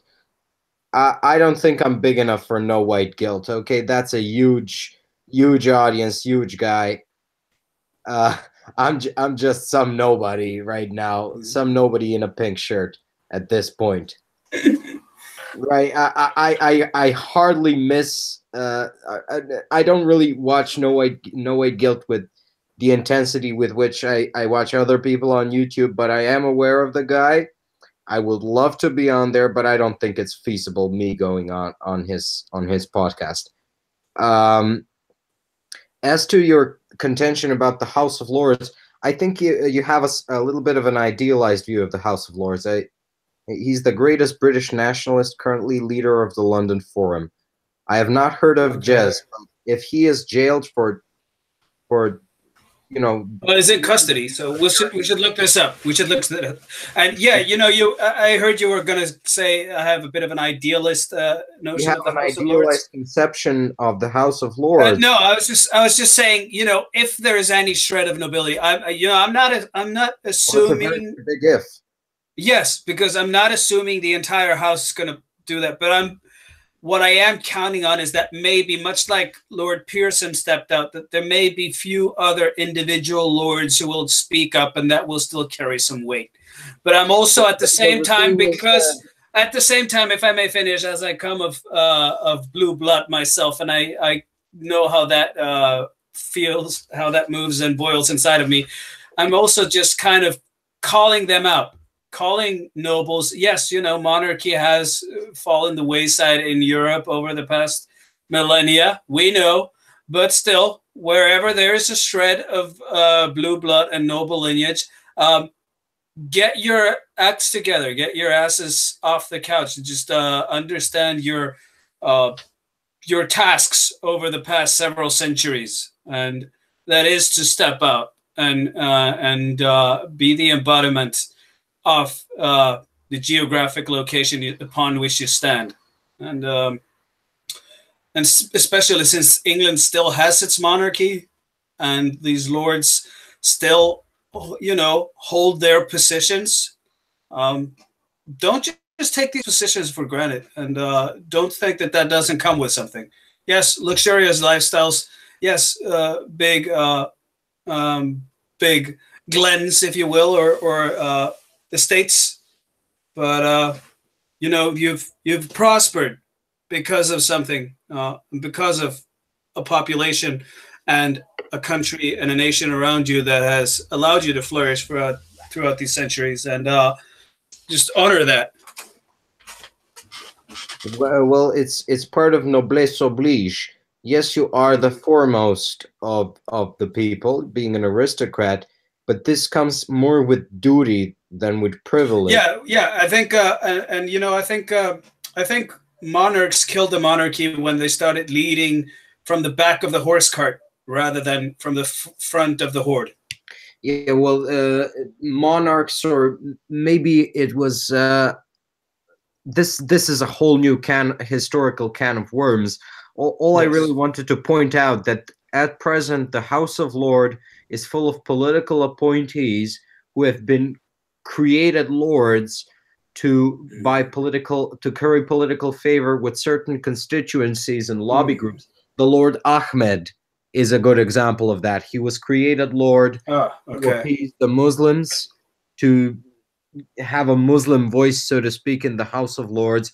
This is not a noble guy. Yeah. This is not an aristocrat. If I may, I was also, then, you know, that's going to alter my entire rant, if you will.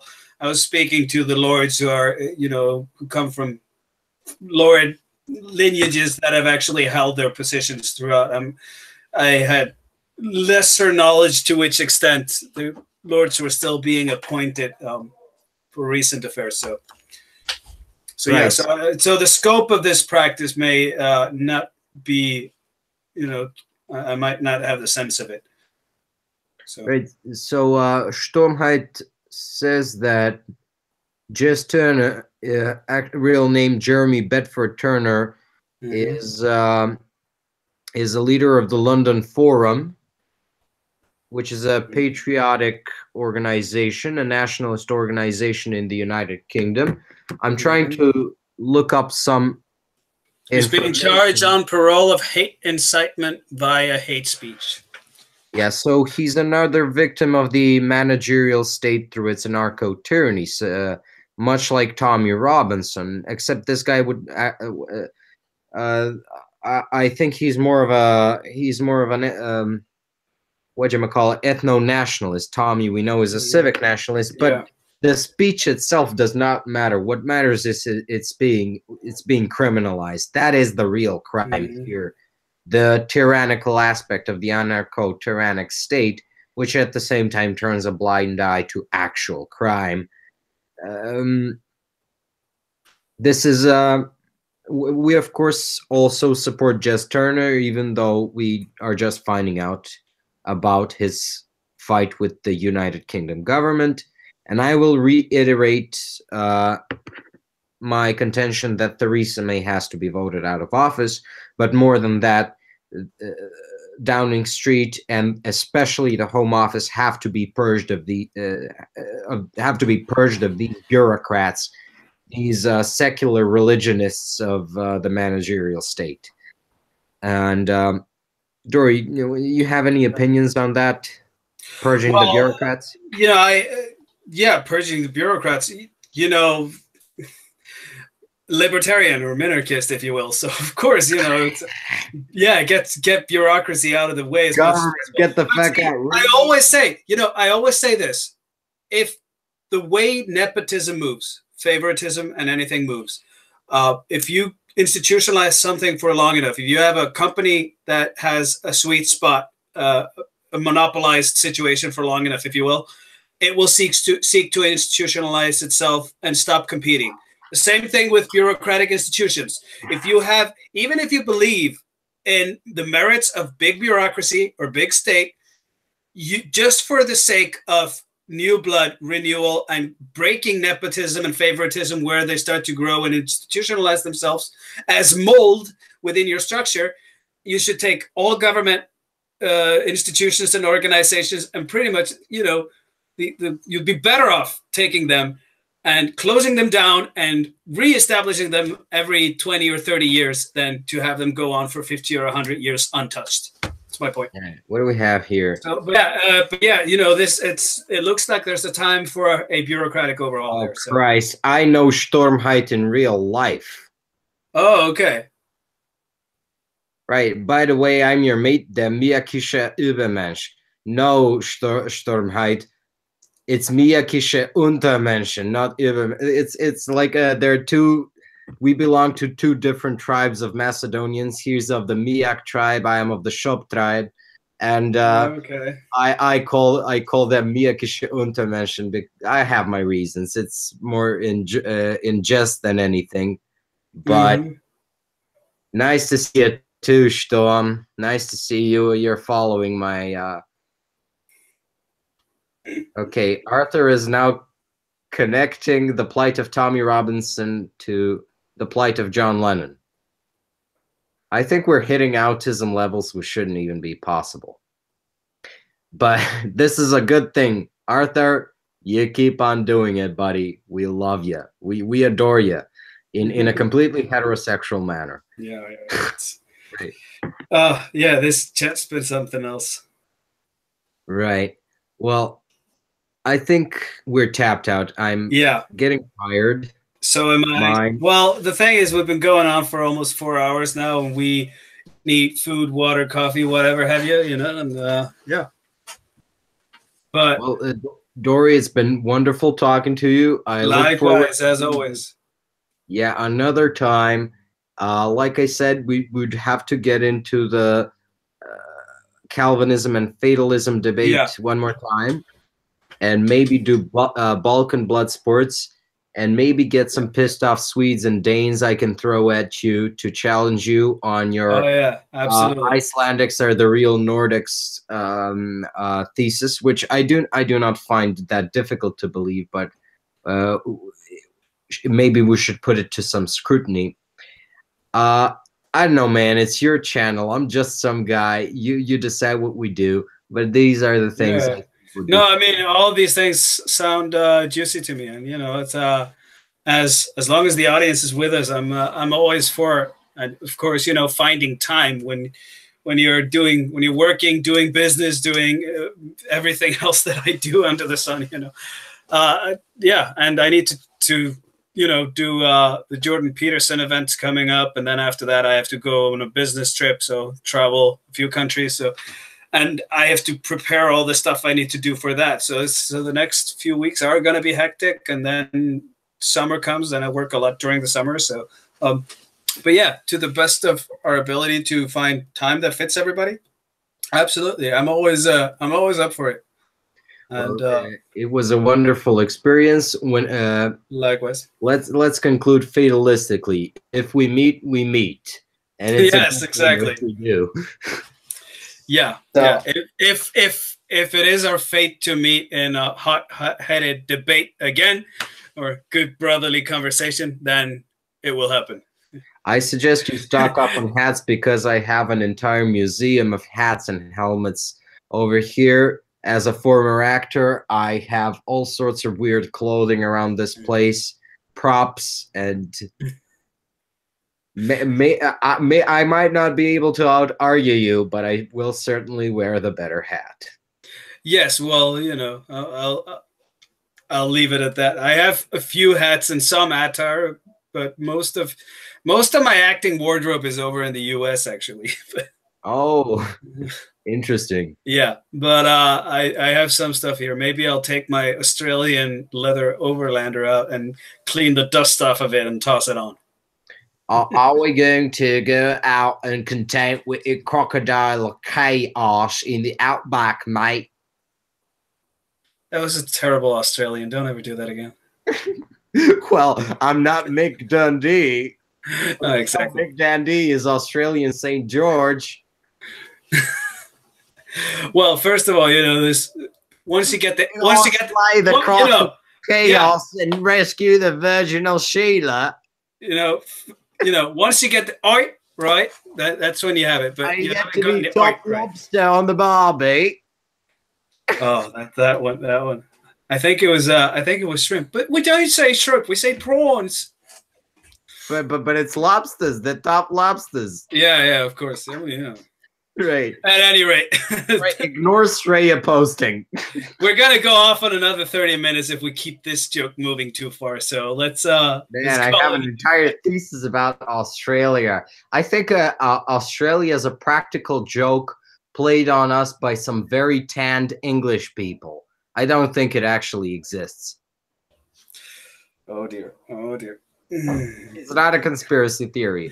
Well, you know, you start saying it this way, the next thing I know, I read a paper article about you being involved in the same thing as Alex Jones and InfoWars for denying Sandy Hook. So let's stop you there before you get yourself in trouble. But Alex Jones has rarely been wrong about everything. I mean, everyone thought that the frogs turning gay thing was, you know, chemicals in the water turning the freaking frogs gay. And then it turns out that there are indeed chemicals in the water which influence the reproductive health of frogs, turning some of them homosexual and turning certain fish transsexual. And when I read that, I was like, wait a minute. What other crazy shit has Alex Jones been right about? Was he right about Sandy Hook? What was he right about Satanism in the U.S. government? You know what? I mean, on some things, I'll go with it, but with Sandy Hook, you know, we're talking all these stats. It would have to be some severely sizable proof for me to jump on the wagon. You know, because as I take it still today, there are real victims, real families, real suffering, and you know, if you're gonna challenge that, you better know it's damn straight you're right. You know, otherwise you're taking a dump on the graves of people who did not deserve their fate. You know. So, I honestly have not looked into Sandy Hook all that much. No, neither have I. So you know what? That's just something. I'm just gonna stick to my assumption that there are real victims and real families, and I'm not going to touch it without proper knowledge. I did not actually know that Alex Jones denied this. I mean, there was the whole crisis actor thing, but he says that about everything. So I didn't. Yeah, you know, it's a popular theory. Well, see, here's the problem. And here's why media is at fault. And I'm just going to seal off with this thing before we close this up. Here's why media is so much at fault. It's because we have caught them using crisis actors to create scenarios, to create media, to create the images for their stories. Now, be it for a rightful reason and a truthful story or not, we know that this practice has been done. So it's very easy now that we know that this has been practiced. It's very easy to say that about everything and use that to discredit everything. And this is the problem. This is the problem. It's the same thing back when I was editing for online news. You know, we'd go for title images and pictures, take completely unrelated pictures from somewhere in a collection just to put some images with stories.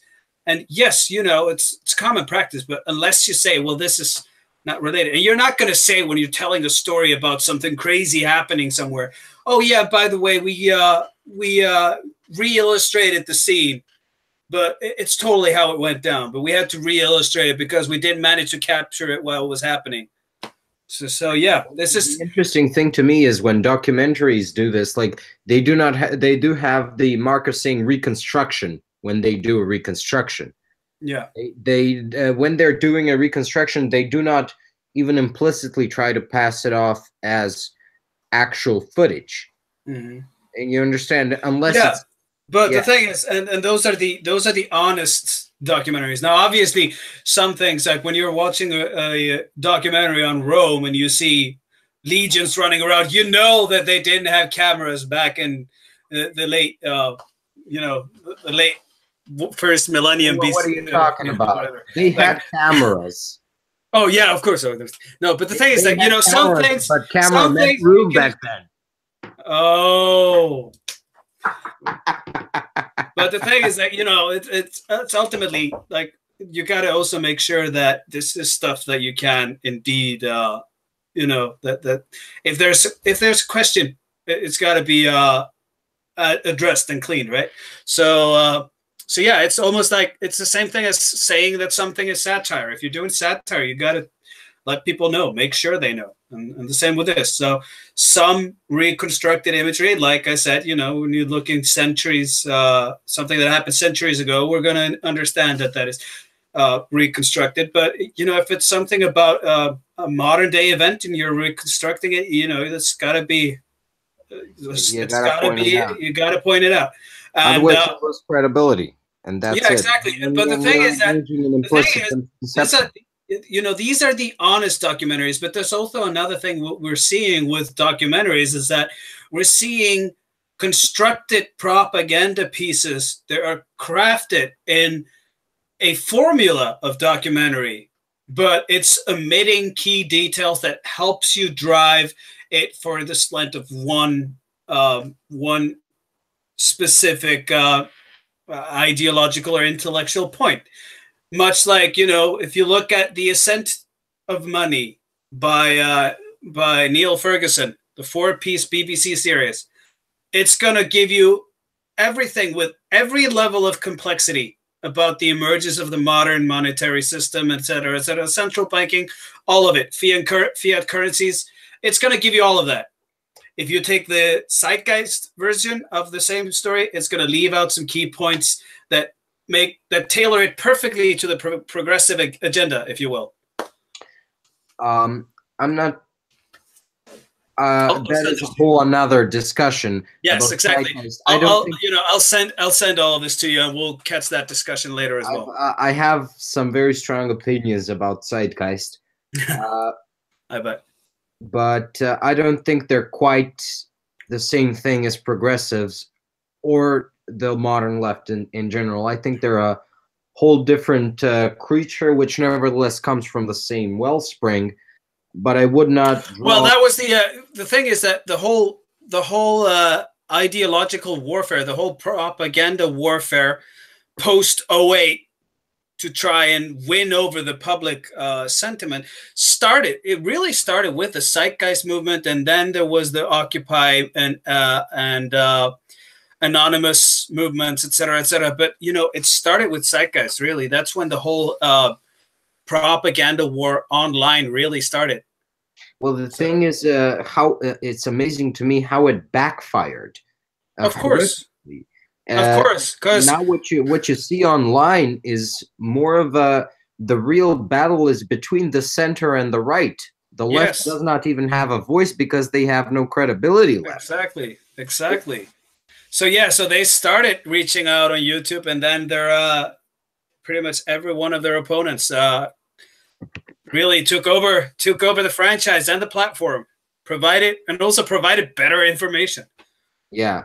So that's the thing. The present debate is, you know, it's probably Sargon versus Richard Spencer, or at a higher level, something which I hope still will happen, Jordan Peterson versus Jared Taylor. It's essentially the center and the right. You know what? And if you go to the farthest fringes on that level, you have, farthest left fringes on that would be Stephen Fry, someone who's ideologically progressive, but he doesn't want to go into this level, this degree of battle trenches, because he knows exactly what that will produce.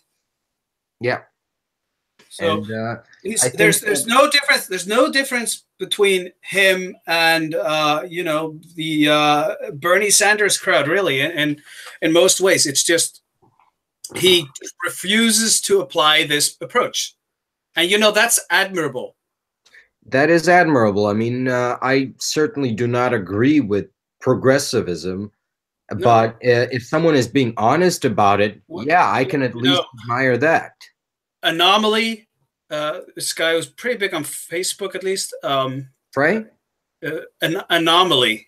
He does this, kind of goes live on Facebook Live all the time. That kid he's a pro-Trump progressive. Well, that is not difficult to understand. No, and then you have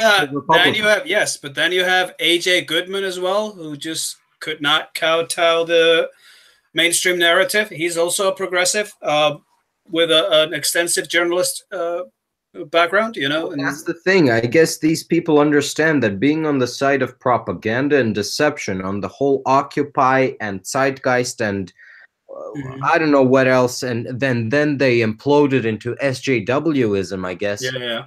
I think they understand that all this propaganda is discrediting their message before they even get it. Yes, exactly. So they ask, what do you believe? I'm a progressive. Okay, you're essential in SJW Zeitgeist head. I don't have to listen to you. Yeah, the thing is that, that is a reliable heuristic. That's the thing. That's very interesting. Yeah. These guys are exceptions to the rule, and they might have something smart to say, but the heuristic is, he says he's a progressive, he says he's a leftist, it's not worth listening to this guy. And yeah, I mean, but the thing is that and it's the same thing they try to do with all of us. Oh, they're conservatives, or oh, they're libertarians. Oh, that means they're evil, yada, yada, yada. You shouldn't listen to them. Now it's like, because they've found ways to discredit us by association, by labels and slandering, they're actually now have discredited themselves. So now all they got to say is, oh, I'm this. Oh, yeah. And people just, they don't want to subscribe to that anymore. But yeah, so what I'm saying is that there are intellectually honest progressives.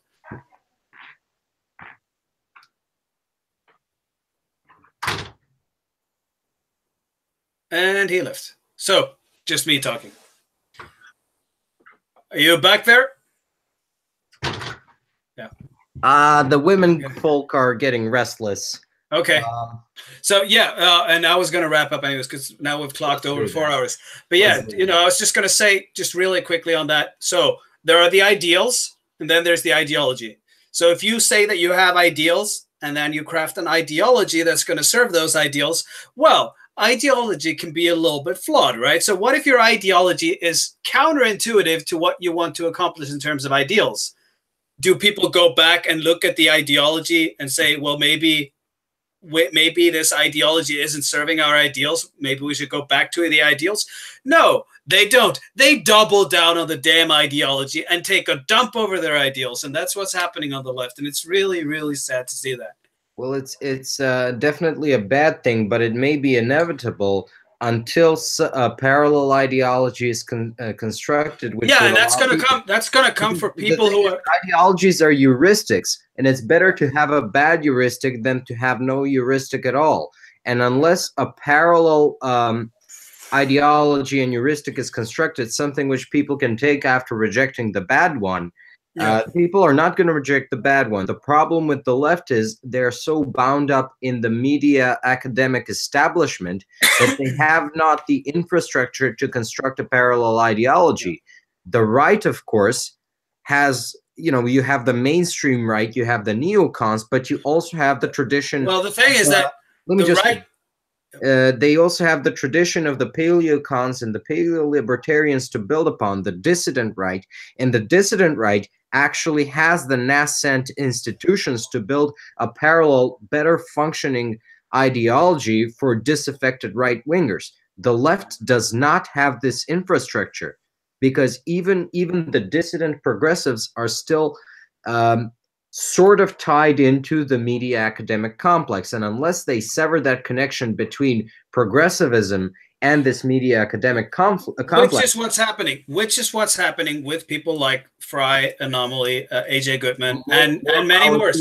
Yes, and you know they're just going to be pulling more people over there as well. But see, here's the thing, and this is what I try and explain to the left as well. They just look at everyone. Now it's like not just the right, but the center as well. Everyone who's center left is now far right. But the thing is that what people, the further you are on the left, the less you realize how cognitively diverse the right is. Right. So you have just the from the conservative. If you draw a line from conservative to libertarian, that spectrum alone is going to be more cognitively diverse than anything from a center right and all the way to the left is going to be. You're reminding me of this one time. It's not just from the left. This one time, a friend of mine and I were trying to explain to a minarchist libertarian the difference between a deontological anarcho-capitalist and a utilitarian anarcho-capitalist. It's about as autistic as it sounds. Now, the two of us, let's say we're both anarcho-capitalists, but because we arrived to it from different teleologies, we see this yawing chasm between us. But from the viewpoint of a guy who agrees with us on 95% of the issues, we're almost identical. But between us, we look to each other like irreconcilable ideological opponents, even though we actually have the same ideology, but with a different telos. Right? Yeah, exactly. And although I like I said, I'm trying to move beyond ANCAPism because I have some very serious doubts about it. Yeah, well, you know what I know about both psychology and biology that challenge that pose actual serious challenges to the orthodoxy of the libertarian doctrine, then yeah, you know, of course, I'm going to be a pragmatic realist first, and then an ideologue second, always. Always. I'm not just going to go double down on ideology when I see reality producing something that is of serious concern. I'm just too responsible to do that. So, you know, ideology is a bit of a roadmap, but you can't be hooked on it. You know, you can't be just stuck on, and especially not by any means necessary, utilitarian approach that I don't care how many people are going to drop dead as I go out and achieve this. I'm just like, fuck no. You out of your mind? You know, anyone, I don't care if I agree with their ideology. Anyone who's going to practice that practical mode is going to find me standing with my sword in their way at some point. Well, the thing is, and I don't care if they take me out. I'm taking them out with me. Well, the warrior is strong with you, Dori. I can greatly respect that. You definitely have a room in my Varangian guard when I'm crowned Emperor of the Neo-Byzantine Empire. All right. Well, you know, as long as I get a somewhat decent palace there, I guess I'll be I'll be your damn mercenary. Because what else am I good for? Well, I mean, we've always found ways of putting the savage folk of the North to good use. It's I know, right? I know, right? Right. So we go out and win your dirty battles, and then we come home and, you know, fuck your women behind your back while you don't know about it, and yeah, you know. I'm gonna pretend turn your male population Norse. I'm going to pretend I did not hear that. Oh, exactly. So let's, anyways, it's about time to cap it because we've been all over the place. Otherwise, we'll keep going. I definitely can keep going, but like I said, the women folk are restless. Yes, so I'm getting restless knocks at my door as well, so I might as well see to it. I'm getting restless knocks at my door as well, so I might as well see to it. Exactly. So, well, anyways, it was a pleasure, and you be a good boy. I'll try my best. Likewise. All right. So thank you for now. So Mr. Trenchcoat Guy, I put the link to his channel in the description. We'll keep it there. And for now, Vikings and Varangians out.